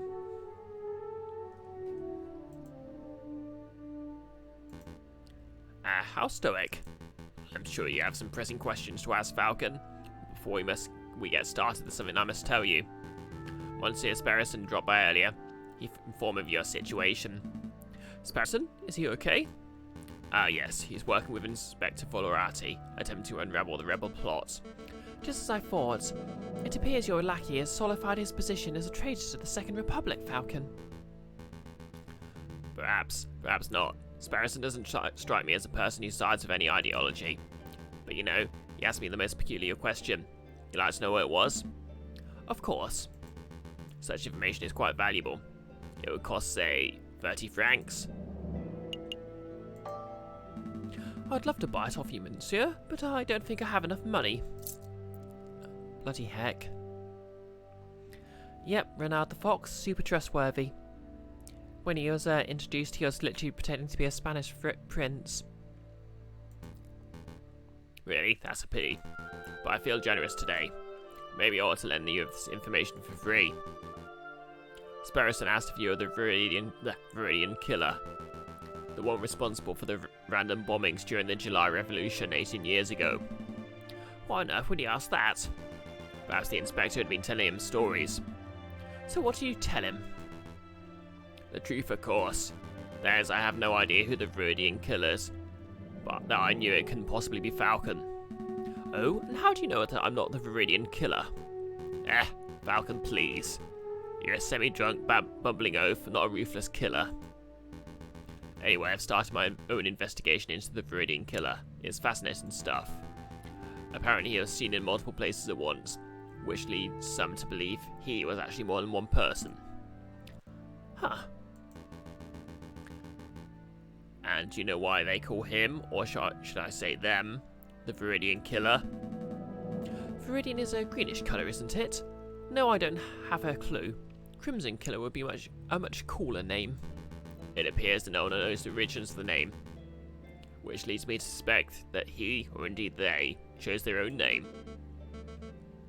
This is all fascinating, truly fascinating, but perhaps we can return to the conversation into why we're actually here. Of course. Monsieur Vulpes, we heard that you were investigating the murder at Le Halls. I was. That victim was a friend of Mousie's. More of an acquaintance, really? Well, we want to know if you managed to uncover anything. Did you find any leads? Any juicy clues?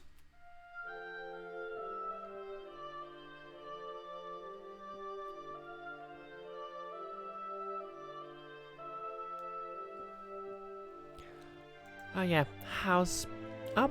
Granted, cosplayers at 43%. Not as such. It's quite a peculiar case. Did you hear the murderer wore an eye patch? I did. You know what that implies, don't you, Falcon? You only know of one police officer, or indeed one person who wears an eye patch.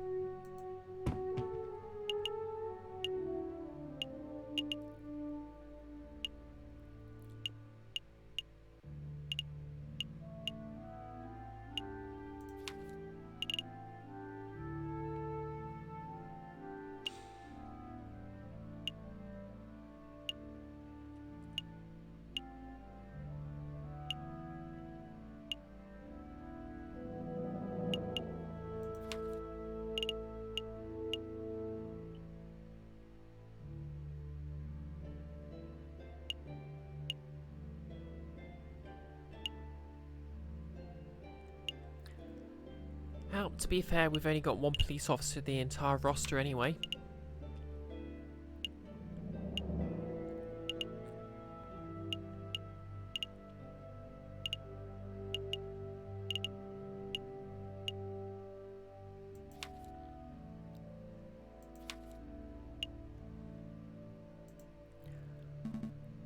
The inspector? But that can't be right. You wouldn't describe him as a murderous man, would you, Monsieur Vulpes? Murderous? I don't know. He's certainly passionate about finding the Viridian killer. Who's to say he wouldn't kill in the pursuit of his arch enemy?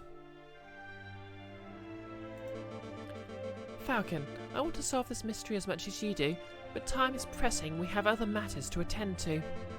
We must take our leave. Understood. Until next time, Monsieur Vulpes. Goodbye and good luck, Monsieur Falcon. It was a pleasure meeting with you, Madame. Kiara, got to get to work. Have a nice stream. Thanks very much. I hope you have a short... Well, I hope it passes quickly, and thanks for the host.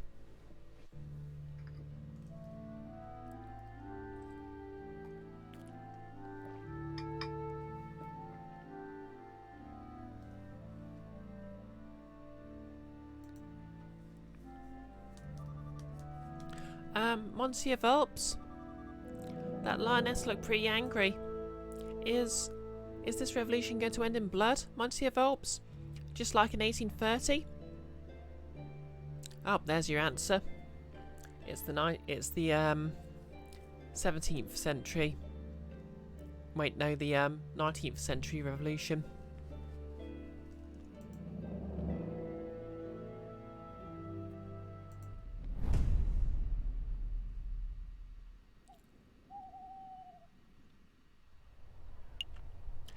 Okay, the Tuileries.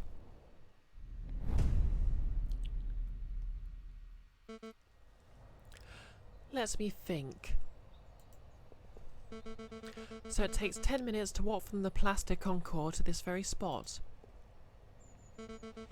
And the Palais Royal lies 5 minutes north of here. But the crowd will be fairly large and slow. It may take twice, maybe 3 times as long to make the move. Having a logistics problem, madame? Perhaps. The plan is to walk the crowd from here through Tuileries to the Palais Royal. But if we take too long to pass through the Tuileries, the police will trap us in. We could be flanked and slaughtered. That is quite an issue.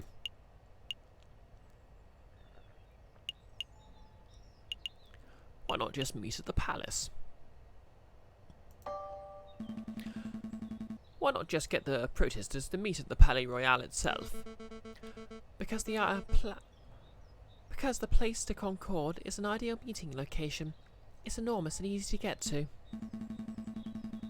I see. But even if you've got, say, half the protesters to meet at the Palais Royal, you would cut down on travelling time. I get it. A smaller crowd would be easier to direct across the garden. I'll pass the idea along to Pierre and see what he has to say. He's the one in charge of leading the crowds, after all. That bird-brained parrot would probably just shoot the idea down, right? Probably, but I appreciate your input. I don't know if you genuinely want to help or if you're just telling me what I want to hear out of fear. But thank you, Falcon. It's no problem, madame. For the Second Republic, right? Right, for the Second Republic.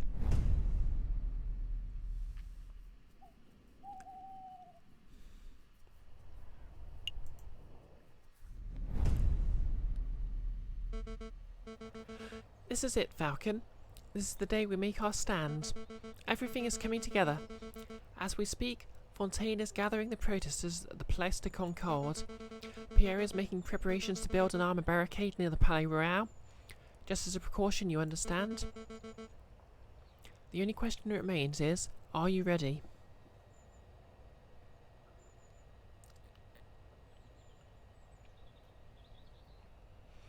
Nolus, welcome back. You've got some microwave rice. Excellent choice. Nope, not at all. To be perfectly honest, no, I'm not ready at all. Claire, I can never tell whether someone is just telling me what I want to hear since I'm always pointing my gun at them. Yeah, that's the problem with holding people at gunpoint, isn't it?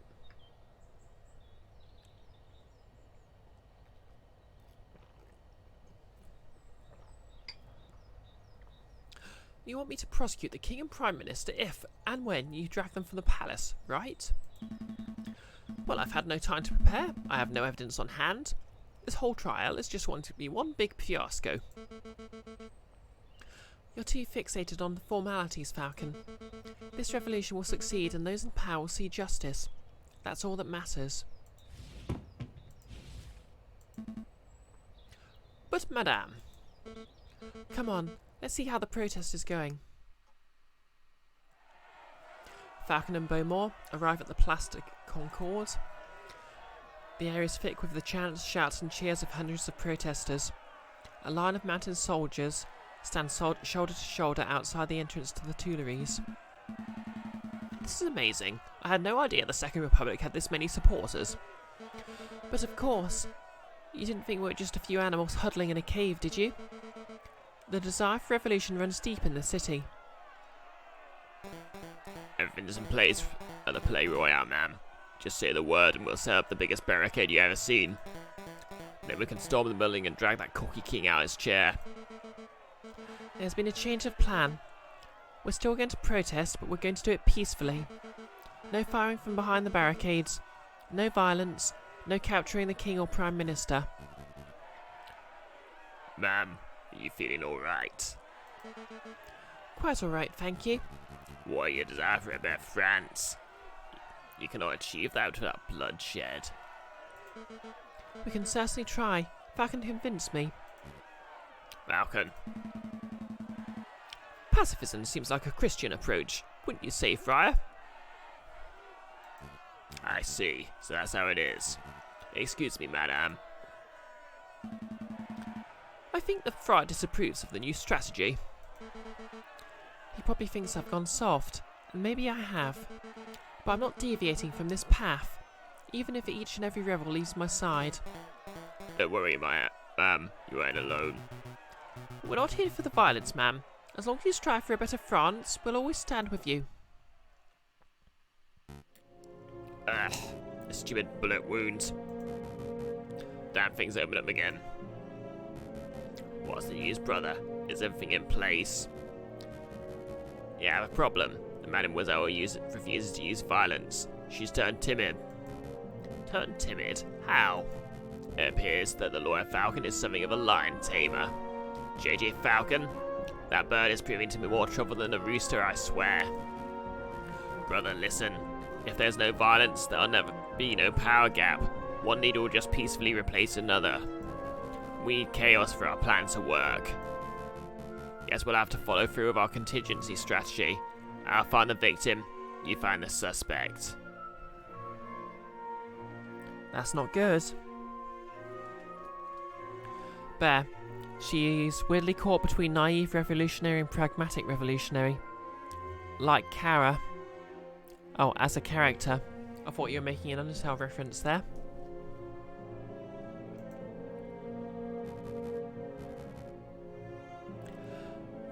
Yeah, to be fair, Kara is all about bloodshed.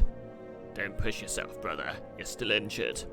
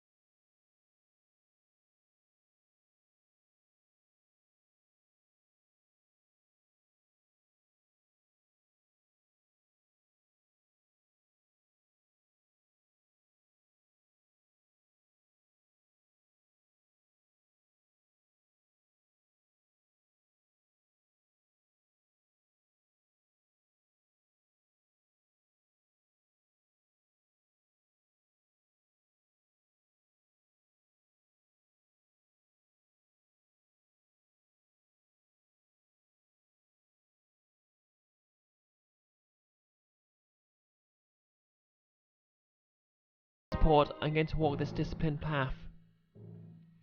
Yes, no less. Wallety, look who's playing both sides.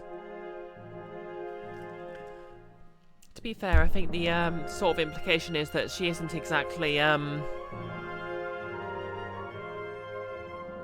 mastermind, as more of a much as a bit of a pawn. Friar Romulus has provided me with reliable information in the past. I trust his judgment. But Inspector... This isn't up for discussions, Barrison. I have a duty to uphold. Stay put. I'll be back in no time at all. But... Okay, is Barrison going... Is Veloti going to be the victim or the assailant? What should I do now?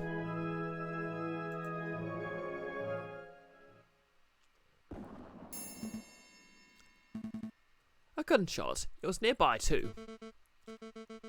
So the Friar was right. Violence really is an inevitability. We haven't reached that stage yet, madame. I can't afford to take chances. Not now. Piero, march the crowd to the Palais Royal and construct the barricade. Yes, ma'am. Fontaine, Falcon, we're going to find the source of this disturbance. It came from here, Inspector. Hurry, hurry. I'm moving as fast as these old legs will. Mon Dieu, a body. This woman must have been the target of the gunshot we just heard, but I don't see a shooter. I think the gunshot came from over here. Inspector? Falcon, well. I should have known that the Viridian killer would have had a part in this. Inspector, I'm not. What do we have here? A filthy cop and a dead girl. Madame, thank goodness you're here. I saw the whole thing. This poor innocent mademoiselle was approaching the police line with her hands in the air, when all of a sudden this brute of a police inspector yells, "Get back, you filthy rebel." He drew his gun and shot the bird point blank through the heart. What is this nonsense? What are you prattling on about, Friar? Reliable information, huh? Thank you for your input, Remus. It has hardly surprised me that a member of the police would be the one to cast the first stone. I think we're all being a little rash. Let's take a brief breath, examine the situation and... Wait a minute. You wear an eye patch. You have only one eye, Inspector. How observant. Tell me, were you the policeman who killed the rat at Les Halles too? Les Halles? What are you talking about? 2 incidents of a one-eyed policeman gunning down an innocent victim. There's no way that's a coincidence.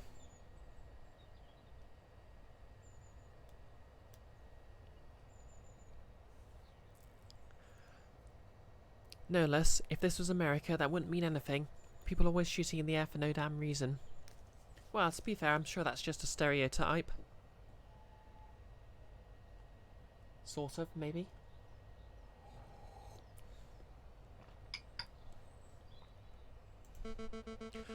What we have here is a filthy, corrupt individual who takes pleasure in oppressing the common citizen. Am I right, Inspector? I mean, she's not wrong, but... You set off fireworks for no damn reason instead, Bear. Yeah, people do that to here too. I really shouldn't be surprised that a stupid rebel makes stupid assumptions and comes to stupid conclusions. Don't you mean foolish? And cause minor seismic events for your gender reveal parties. Of course. But open your damned eyes, mademoiselle. I'm not the assailant here. Don't call me mademoiselle, or stupid for that matter. Your guilt is plain to see. Given the circumstances, I ought to judge and execute you right here and now. Falcon, don't just stand there gawking. Vouch for me. Okay, let's do this. Madame, I know this man. His name is Inspector Aviary. He is ruthlessly law-abiding, so much so that I can't envision him shooting a man without just cause. Oh, shut up, Falcon. I'm done with your idealism. I listened to you, I took your words to heart about avoiding violence, and now a girl is dead. Well, I'm done taking chances. Remus, help me escort this invalid to Pierre's barricade. I'll decide his fate there. With pleasure, madame. Come along, Inspector. Fontaine, Falcon, deal with the corpse. Meet us at the barricade when you're done. There's no way this was the work of the police. You know what, Falcon? I think you might be right. An isolated gunshot? This far away from the police line? It doesn't make any sense at all. But that's rebellions for you. They're messy affairs. Sometimes innocents get caught in the crossfire, and there's no reason for it. Well, there's no use dawdling. Help me get the corpse off the streets. Not yet. I'm going to examine the body first. Examine the body? We agree this wasn't the work of Inspector Aviary, right? Then there might be some clues on the corpse that point towards what happened. An impromptu coroner's examination, eh? Fine, you have 2 minutes. After that, we're heading to the barricade whether you're done here or not. Okay. Everyone's been so fixated on who did this that nobody's stopped to ask who this girl was. I don't know, monsieur. Given her clothes, she's probably just another working girl. Just another?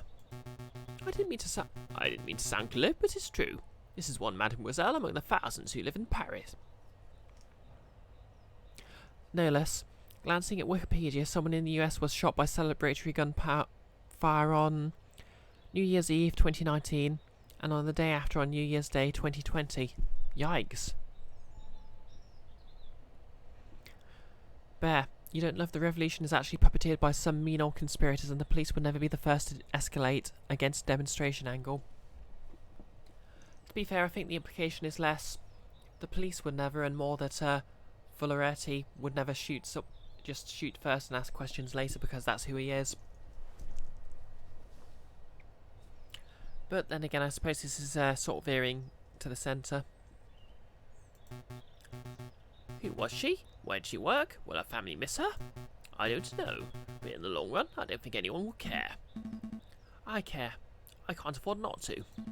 I don't know who this mademoiselle was, but I'm going to see to it that justice is brought about for her death.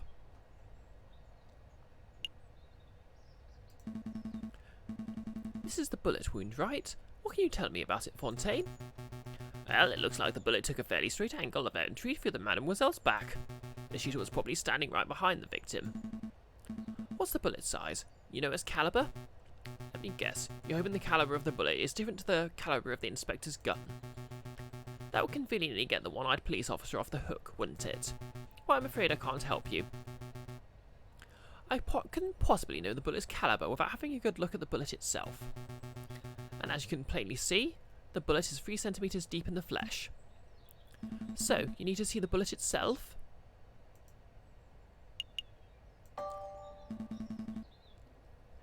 Help me retrieve the bullet, Fontaine. Retrieve? You mean dig it out? I assume you have a little more experience in this area than I do. Well, gee, if only we had some sort of bullet extracting device somewhere. Falcon. Well, you're not wrong there. Fine, it'll only take a moment. Ugh. Here you go, one used bullet. It looks like a standard lead rifle or pistol ball, but I'm afraid I cannot tell you its caliber. Why's that? The bullet fragmented on impact, monsieur. I gathered all the pieces, but cannot assess its diameter with any accuracy. Still, I would guess it was 13 to 17 millimeters. Sorry, I can't be more specific. Yep, Nolis is right. Just knowing she was shot from behind puts a big hole in the priest's story. Literally. That's an enormous help. Thank you, monsieur. Fragmented bullet has been added to your evidence folder.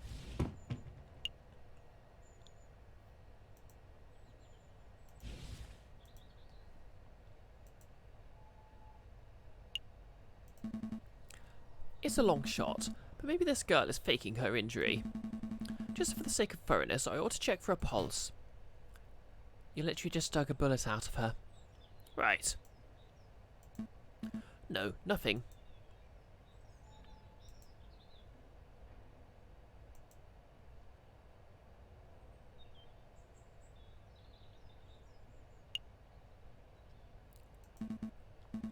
What's this mark? It almost looks like a handprint, made in blood. Probably the mademoiselle's.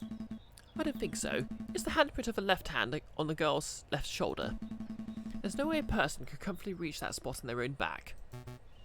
I suppose so, but the handprint does not belong to the girl, then who does it belong to? The murderer. It has to be. The question on my mind is, why is the handprint made in blood? Did the murderer sully their hand on the girl's gunshot wound? Or were they injured prior to the shooting? There's so much to uncover here, and no time for a thorough investigation. Okay, bloody handprint.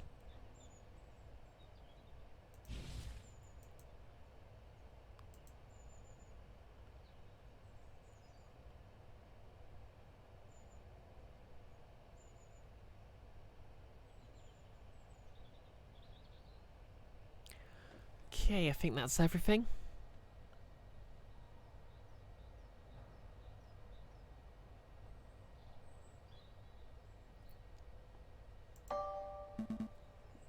I'm done here. Very good. Let's move this body off the street. Then we must hurry to the Palais Royal. Rest in peace, mademoiselle.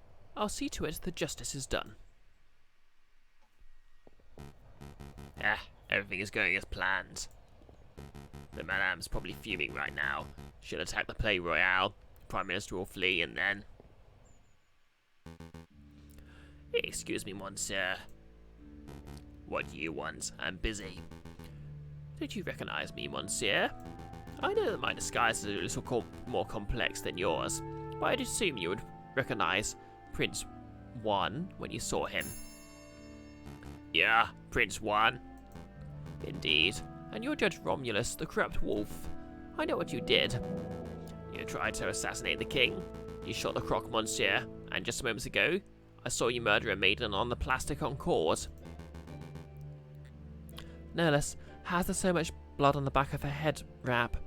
It should have mostly hit the back of her dress. No. You truly are a vile individual, aren't you? Yeah, as if you have any proof for any of that stuff. I'm out of here. I also know that you're one half the Viridian killer.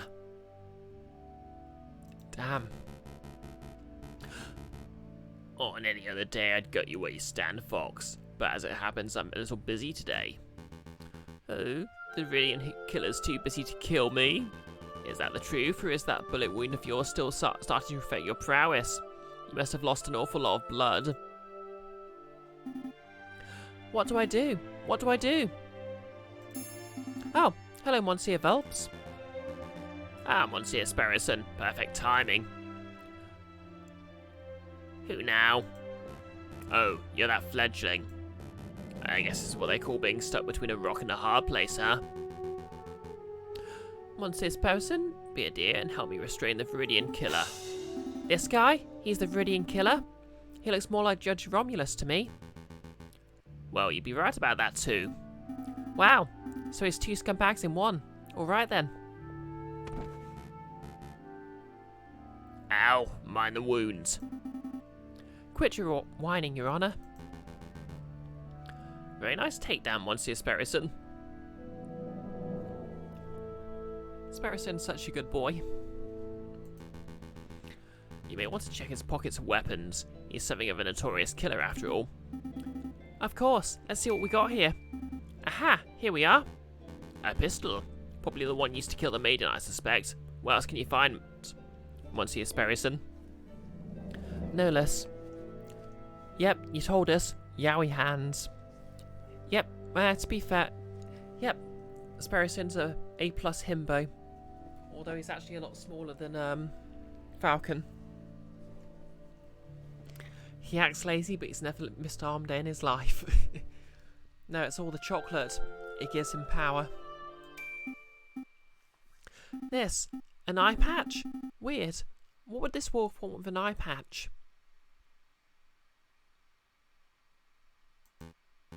Oh no, this is bad. Very bad indeed. I didn't get it. What's wrong with an eye patch? There's no time to explain. Mousy? What is it, Monsieur Velps? What is it? Take this eye patch to JJ Falcon. If my fears are correct, he'll be somewhere around the Palais Royal right now. Tell him this belongs to Remus's brother. Hurry now. Yep, the chocolate goes straight to the biceps. Right away, Monsieur Velps. Right away. I must go too. I need to find the other half of the Viridian killer pair before something terrible happens. Wait, Monsieur Velps. What am I supposed to do with this guy? You have his gun, don't you? March that wolf to the nearest police station and collect your reward for capturing Judge Romulus.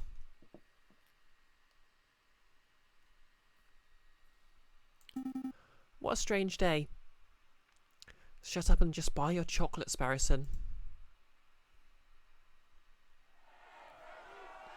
Outside the Palais Royal, the rebels have constructed a makeshift barricade out of furniture, branches, rocks and anything else they can find.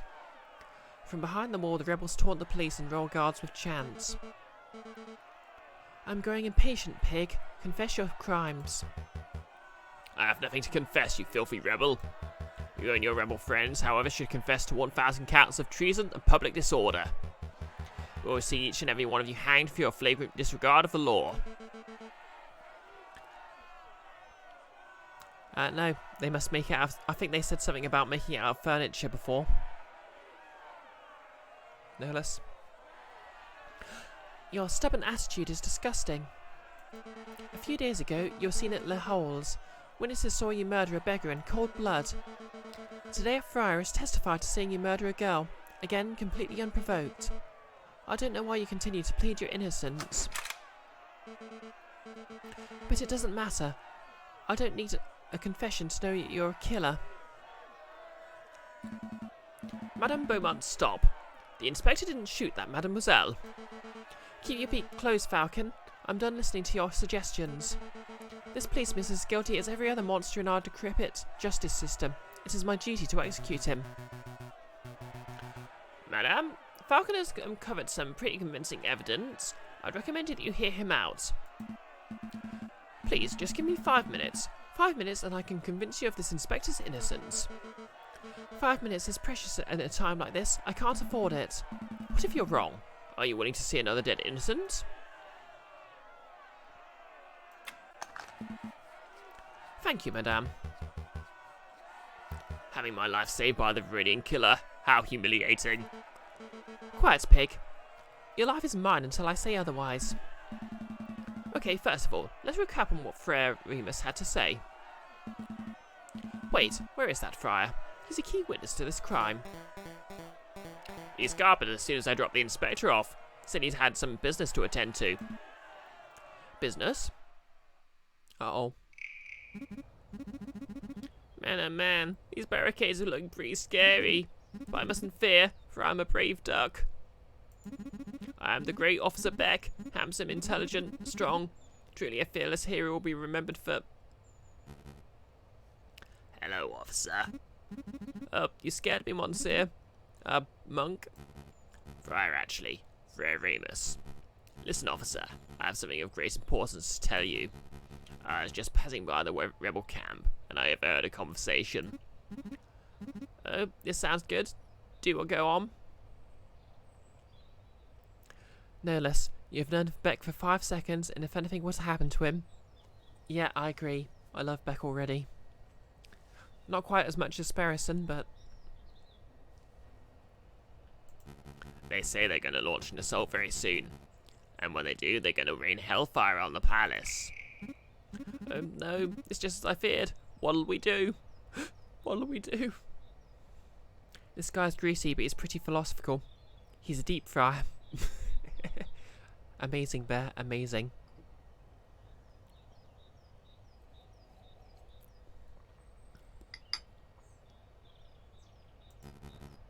It's simple, officer.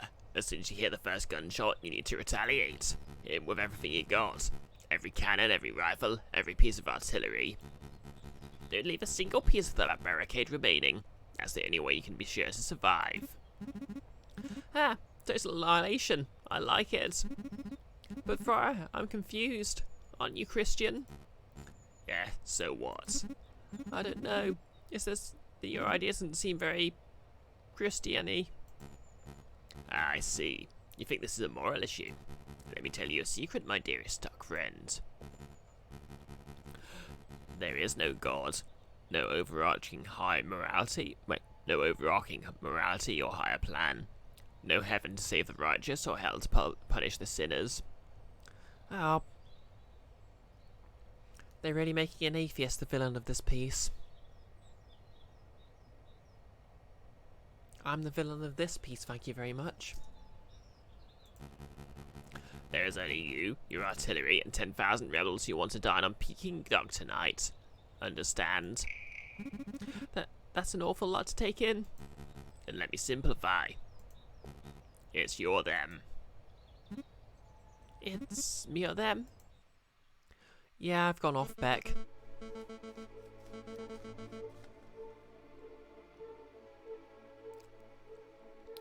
Forget about the Friar, Falcon. We all remember what he had to say. Present your case based on what you can recall. Okay, I will. But you may want to wipe that mouth off your shoulder first. Sorry, what? Oh, it's you, Mousy. Monsieur Falcon! Monsieur Falcon! Special delivery from Renaud Phelps. Thank you, Mousy. What is this? An eye patch. It was found in Remus's brother's clothing. Rufus's brother? Is an eye patch belonging to Judge Romulus? That's interesting. Where is Romulus? There's no time, Monsieur. Just take it. Just take it. Eye patch has been added to your evidence folder. I have to run, Monsieur, but you have to do your best. Monsieur Volps and Sperrison believe in you. Sperrison? You've seen Sperrison? How is he? There's no time, Monsieur. Good luck. Ask me anything. The politics in this game versus the politics in Ace Attorney. Who wins?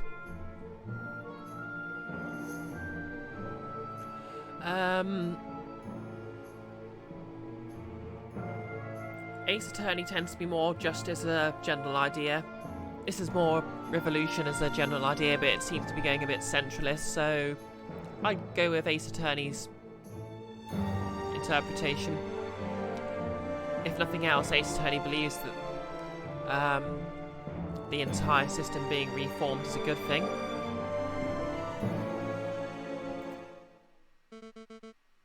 Yeah, it's okay, no less.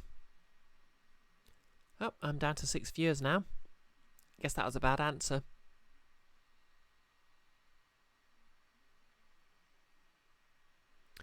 Are you quite stunned, Falcon? Very much so. Let's begin this trial. Okay, so let's remember what the friar said.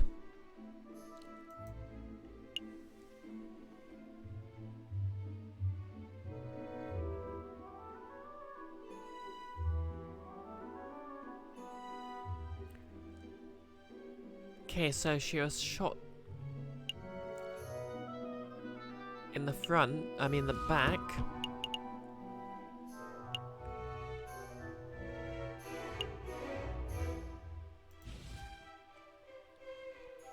This one uses its historic characters in front of historicity to mischaracterize events and cheapen their actual justifications by saying it's all a big undersmash thing because mean old rat man.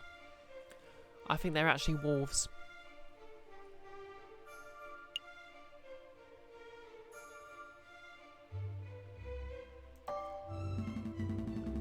The friar said the girl was approaching the police line at the time of the shooting.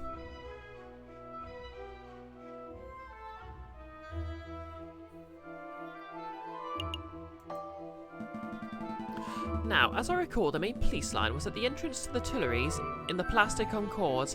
That's around where we were waiting. But this incident didn't occur there. It was a good 50, maybe 100 metres away. So what? So what? It's a severe discrepancy in the friar's account of events. Maybe there was a police line there, but it moved.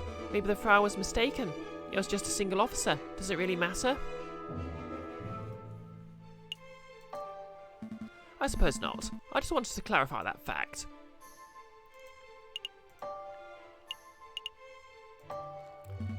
We should be asking why the girl would do such a thing. It doesn't make any sense. Perhaps she wanted to hurl insults at the police. Perhaps she just wanted directions. I have no idea what her intentions were, but in any case, her death was the outcome. That's what we must focus on.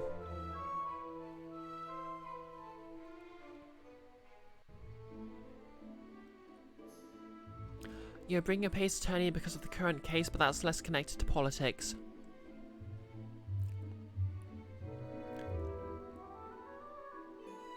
Vera Claire, going to side with law and order. You want some Dick Wolf goodness. Can I say that on Twitch?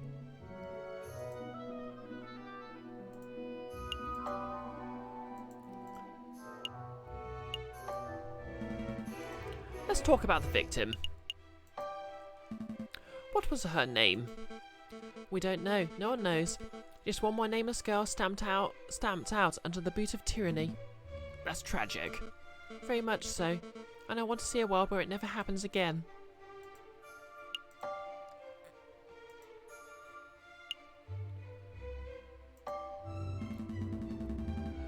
Friar Romulus claimed that the girl was shot point blank in the chest.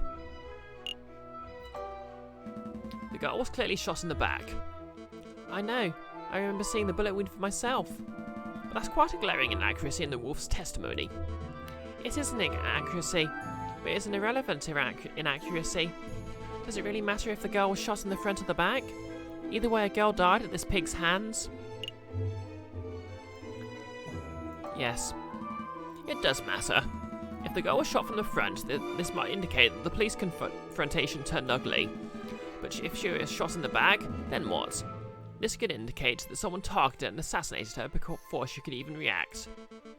That doesn't paint the inspector in a particularly flattering light, Falcon. Madame, you're missing the point. A shot to the back breaks the currently established narrative. The girl was targeted and murdered in a stealthy professional attack. Therefore, this was not an ordinary police confrontation. You've made an assumption, Falcon. You've assumed that just because the girl was shot in the back, she must have been stealthily killed. There are other possibilities. Perhaps the girl was scared by the police, started running away and was shot in the back as she fled. That scenario isn't possible. If the girl were running away, then she should have been at least a couple of steps away from the killer at the time of the shooting, right?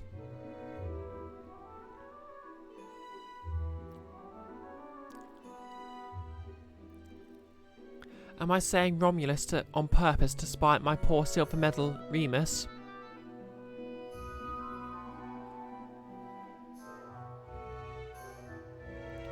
Was Falcon trying to blame the victim? No, but I did have the option. Right. But I know the killer was standing right behind the victim. They were less than 1 meter apart when the gun was fired.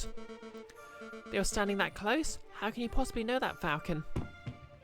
Handprint. We saw a bloody handprint on the girl's shoulder. What do you make of that, madame? Well, I assume any bloody stain would belong to the victim. A mark made of the girl's dying breath, perhaps? No, it was a print of a left hand on the girl's left shoulder, near her upper back.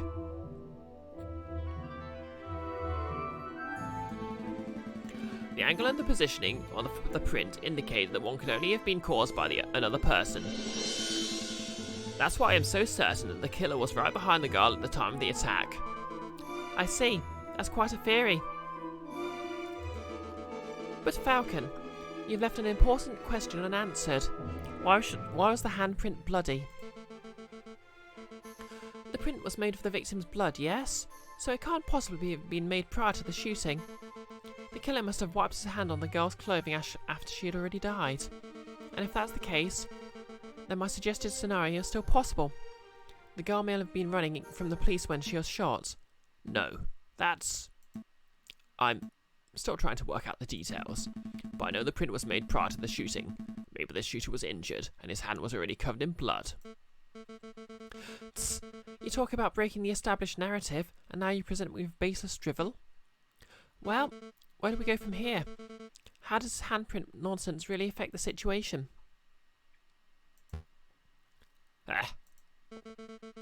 Do you find something funny about this situation, Inspector? I do. This whole trial is patently absurd. It's an animal cord through and through. But there was something particularly funny about the last exchange. You're both so focused on when and how this handprint made that you missed the larger issue. I don't have a left hand, you idiots. I couldn't possibly have left that mark. Okay, that is actually quite funny.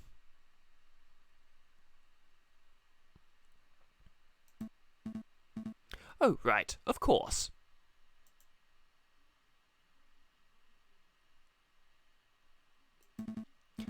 Well, madame, what do you have to say to that?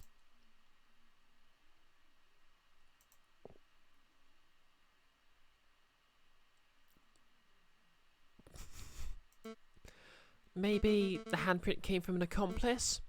Or maybe it had nothing to do with the incident, or... It feels good to see someone else speculating wildly for a change. Okay, fine, I don't have a solid explanation.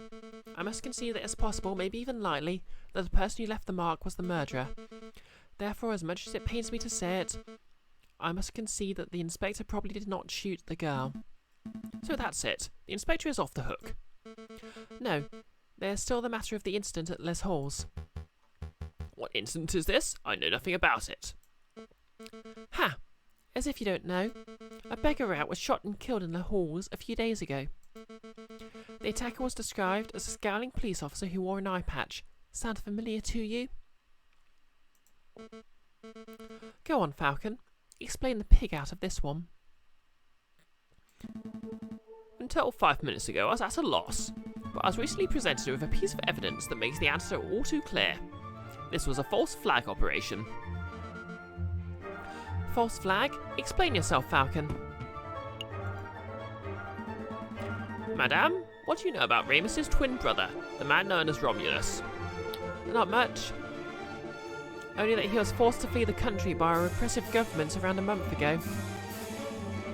That is a half-truth, madame. You see, it is correct that Romulus is being hunted by the police. But I've had the suspicion that the wolf was lurking in Paris itself, although I never managed to find definitive proof of this. Anyway, it turns out my suspicions were well founded. He was recently apprehended, I think. You think? I don't know the details, but it doesn't matter. What's important is that a reliable friend found this on Romulus's person just moments ago. An eye patch. Romulus has perfect vision. Why do you need something like this? Can you hear me over the music, by the way? Because I can barely hear myself.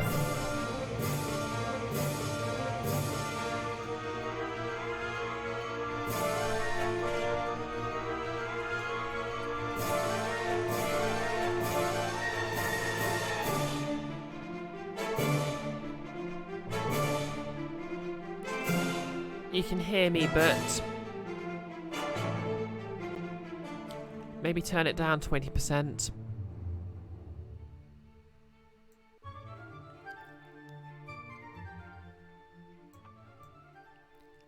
Okay, is that better? Oh, thanks for the follow. Gasoline Age 25.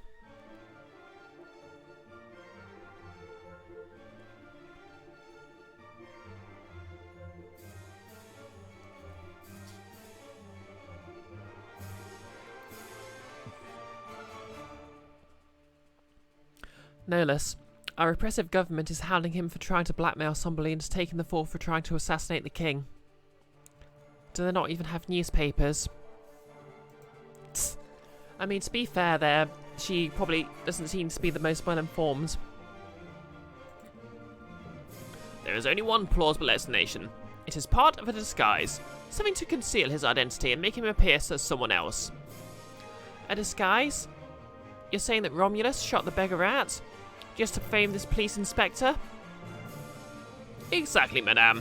It's no coincidence that the Frere Remus happened to find the very same inspector just as another murder occurred today. So, Remus was in on it too. Two wolves working together to make this policeman look like a murderer. But why? Why would they do that? To rile you up, madame. To make you lust for violence. She craves violence, Falcon. And if your actions today are anything to go by, I would say that they succeeded. Damn, I've been so stupid. How did I let myself get so misled by a couple of wolves? This trial is over. Go, Inspector. You're free. It's about time. You let him walk, ma'am? Of course. It'll be criminal to confine an innocent man any longer than necessary, even if the man is a bitter, stubborn pig. Falcon. Yes? I don't understand you. You're stupid. You're reckless, but you fought Beacon Talon for my freedom. I'm starting to suspect you really aren't the Viridian killer after all. It certainly took a long time to pass that factory of your thick skull. Inspector, if you're still hunting the villain, maybe you should speak with Renard Volps when this is all over, I mean. I hear he's been doing some research into the Viridian killer. Maybe he knows something. Maybe I will. Madame, it appears your gang of rebel filth don't intend on assaulting the palace anytime soon. I'll relay that information to the artillerymen. Maybe we can keep a peaceful standoff going until this blows over. Thank you, I appreciate that. All of you stay out of trouble. Bear, how could I have trusted those wolves? I should have been speciesist the entire time. So what happens now, ma'am? We're going to continue our protest. Peacefully. We're going to stand here chanting and shouting until the Prime Minister and King both step down out of sheer humiliation. It might take days, weeks, But if we manage to change this country without one more person being harmed, then... Oh, bloody heck, it's you. Well, well, look who's returned. Madame, I just saw the police inspector strolling out here unharmed. Why'd you let him go? That's simple, Remus. We had a discussion. And we came to the conclusion that I had been misled by a couple of wolves. How many lies have you fed me, Friar? Just how much damage have you done to further your own goals? Okay, so I'm going to have to talk her down, because otherwise the gunshot's going to make the artilleryman start firing. Did you help your brother kill the beggar rat in Les Halls? Did you watch the girl die by the plastic on card? Now that I think about it, even the croque monsieur's death was surrounded by details that made little sense. I don't know what to think anymore. You know, this guy's a scumbag at least, ma'am. I say shoot him. Pierre's right. We won't judge you for killing this man, madame. It's the least I deserve for my sins. Go ahead, madame. What are you waiting for? Pull the trigger. Do it. Let the hatred flow through you. My god, is this an actual Star Wars reference? Falcon, you've proven yourself to have as having clear judgment. What do you say? Madame, you know what the right thing to do is. Show us what kind of leader you wish to be. You're right. I said that this will be a bloodless revolution, and I can't make any exceptions, not even for a monster like this wolf. No, it didn't actually say strike me down, but it just fits too well. I mean, like, he's got, I was giving him the croaky voice, and he's got the hood, and he literally wants her to shoot him because it furthers his plan. Yeah, that's not really how protests work too well. Oh well. Wow, this is amazing. Completely unprecedented. You buckled all my expectations. Avoided every temptation and opted for an option that shouldn't even exist. Well done, madame. Welcome, Falcon. You have demonstrated the power of pacifism in its purest form, but unfortunately for both of you, I'm no pacifist. Ah, frack. Everyone, get down! Well, I hope the inspectors managed to warn the artilleryman.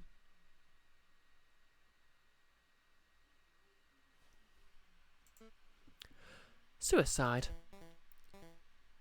Shoot himself in the head? What a loony. Hardly a surprise the wolf would be too cowardly to face real punishment. This isn't right. It's not the solution I wanted either, Falcon, but I can't say I'll mourn the friar's death. No, that's not what I meant. I meant it doesn't make sense for him to kill himself so abruptly. And that comment of his, it was almost like, I think we need to get out of here. All of us. Right now. Falcon, what are you talking about? Ah, that was a gunshot. Really close too. I can't afford to hesitate. It's me or them. Oh, thank goodness for that.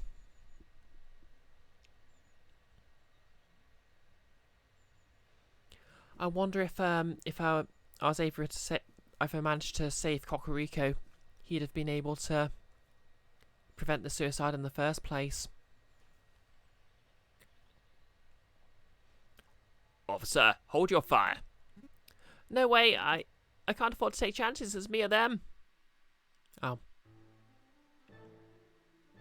It's me or them. Fire every cannon.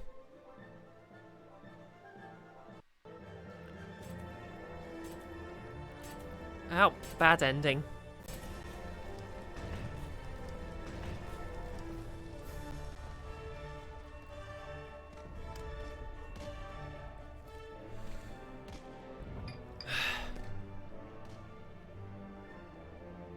Yeah, I agree, no less. I guess to get the best ending, you have to time everything perfectly and just get a everyone lives ending. Can anyone hear me? Piero? Fontaine? Hello? Anyone? I'm here, madame. Falcon? Of all the people. I think I made a mistake, Falcon. Where did I go wrong? No, all the people you shot. Was it when I lost my temper over seeing that dead girl? Or was it earlier when I shot that prosecutor? Or was it earlier still, when I first listened to that monstrous friar in the first place? Same, no less. It's why I can't really play the Persona games. They stress me out. Time management mechanics, that is. I've made a lot of mistakes. We've all made mistakes, madame. Most people's mistakes don't spark bloody revolutions. Can you move, madame? I don't think so. Give me a minute. I think I can clear some of this rubble.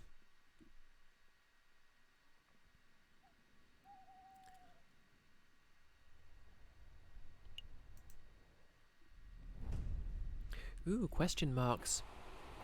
Meanwhile, dear Monsieur Volps, I'm writing you from the De Mayo Railway Express. Modern technology is truly amazing. I've decided to take your advice and have gone on vacation until things settle down. The King is fleeing to Britain, the Second Republic taking over. It's all crazy stuff.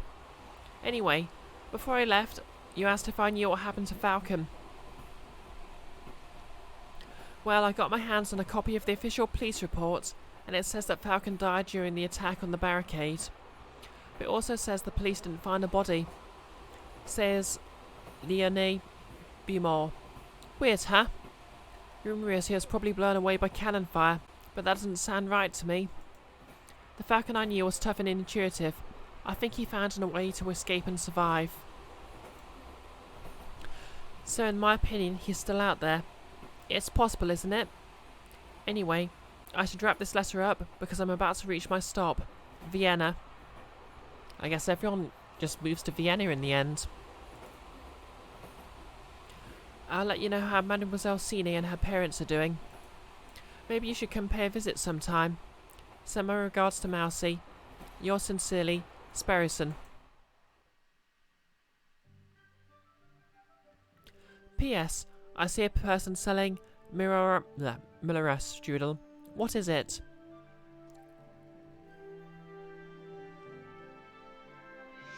P.P.S. Delicious. That's what.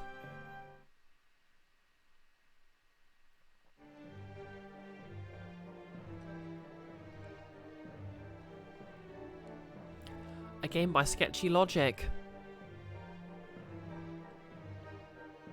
Based on the characters and art of J.J. Granville.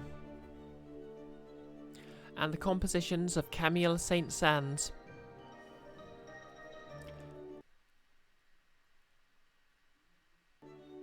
Designed, programmed and written by Jeremy Nogani.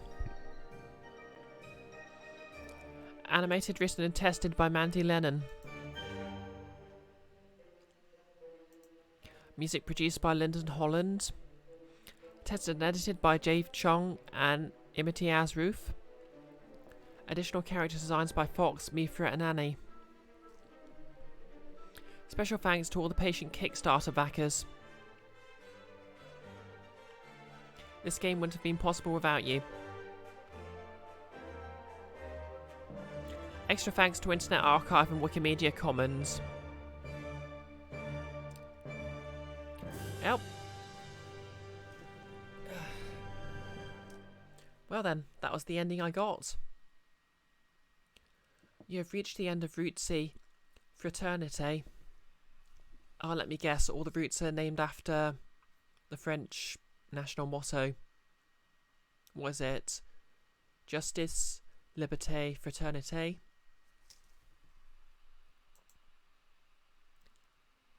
The ending you received was determined by the decisions you made in Chapter 3. Try tackling the trial in the catacombs differently in order to see a different ending. Thank you for playing Aviary Attorney. You're welcome.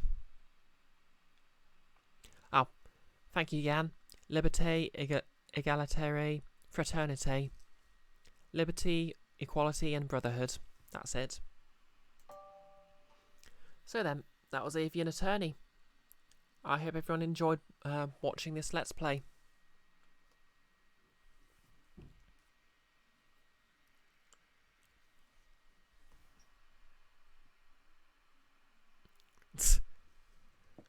It was determined by Orange Jesus screwing us out of time. Yeah, I think the idea is you go back and play it a few times to see every ending. Either way, it was fun though.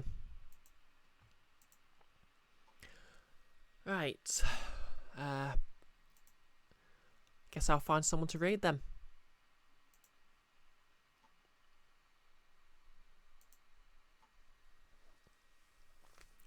Yeah, and giving us a metal detector we didn't get to use and didn't get to keep in the next chapter, even though it was clearly bloody useful.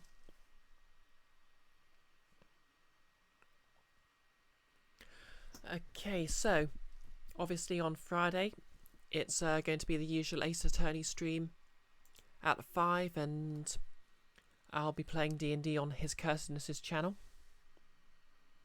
at 7:30.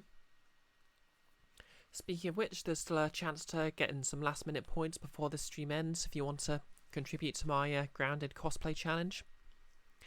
Grounded being the Phantom Rogue I play in that game.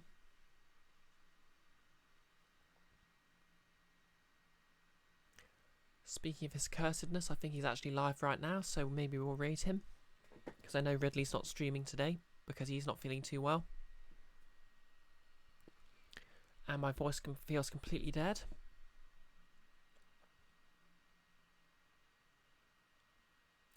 Yep, streaming The Last Spell. Who else is on though? Yeah, no one I really know that well. Okay, so we're going to be raiding Nick, aka his Cursedness.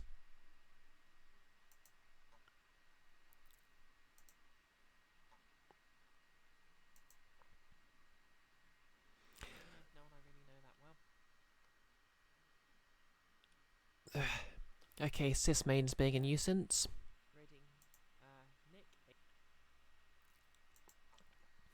So yeah, anyways, I'll probably throw up another poll.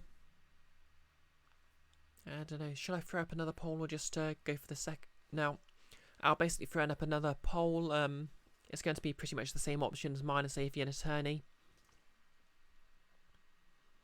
And that will determine what I start playing on Monday. But this Friday it's more Ace Attorney and D&D on his Cursedness stream, and we'll raid him right now.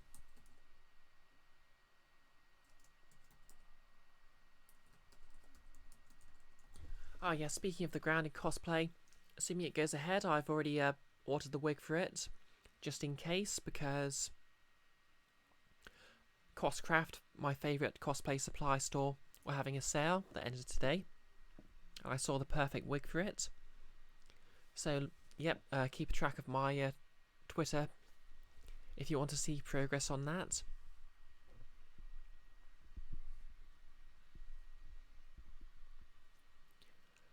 But in any case, hopefully I'll see you this Friday for more Phoenix Wright. Thank you for watching this Let's Play of Avian Attorney.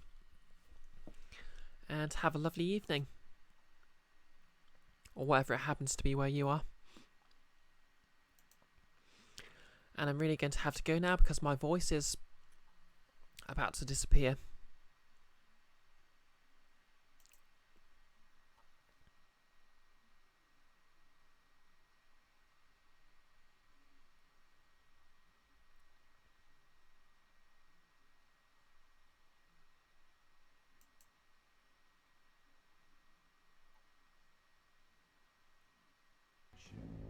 Other than if we do mage shit, we'll run out of mana.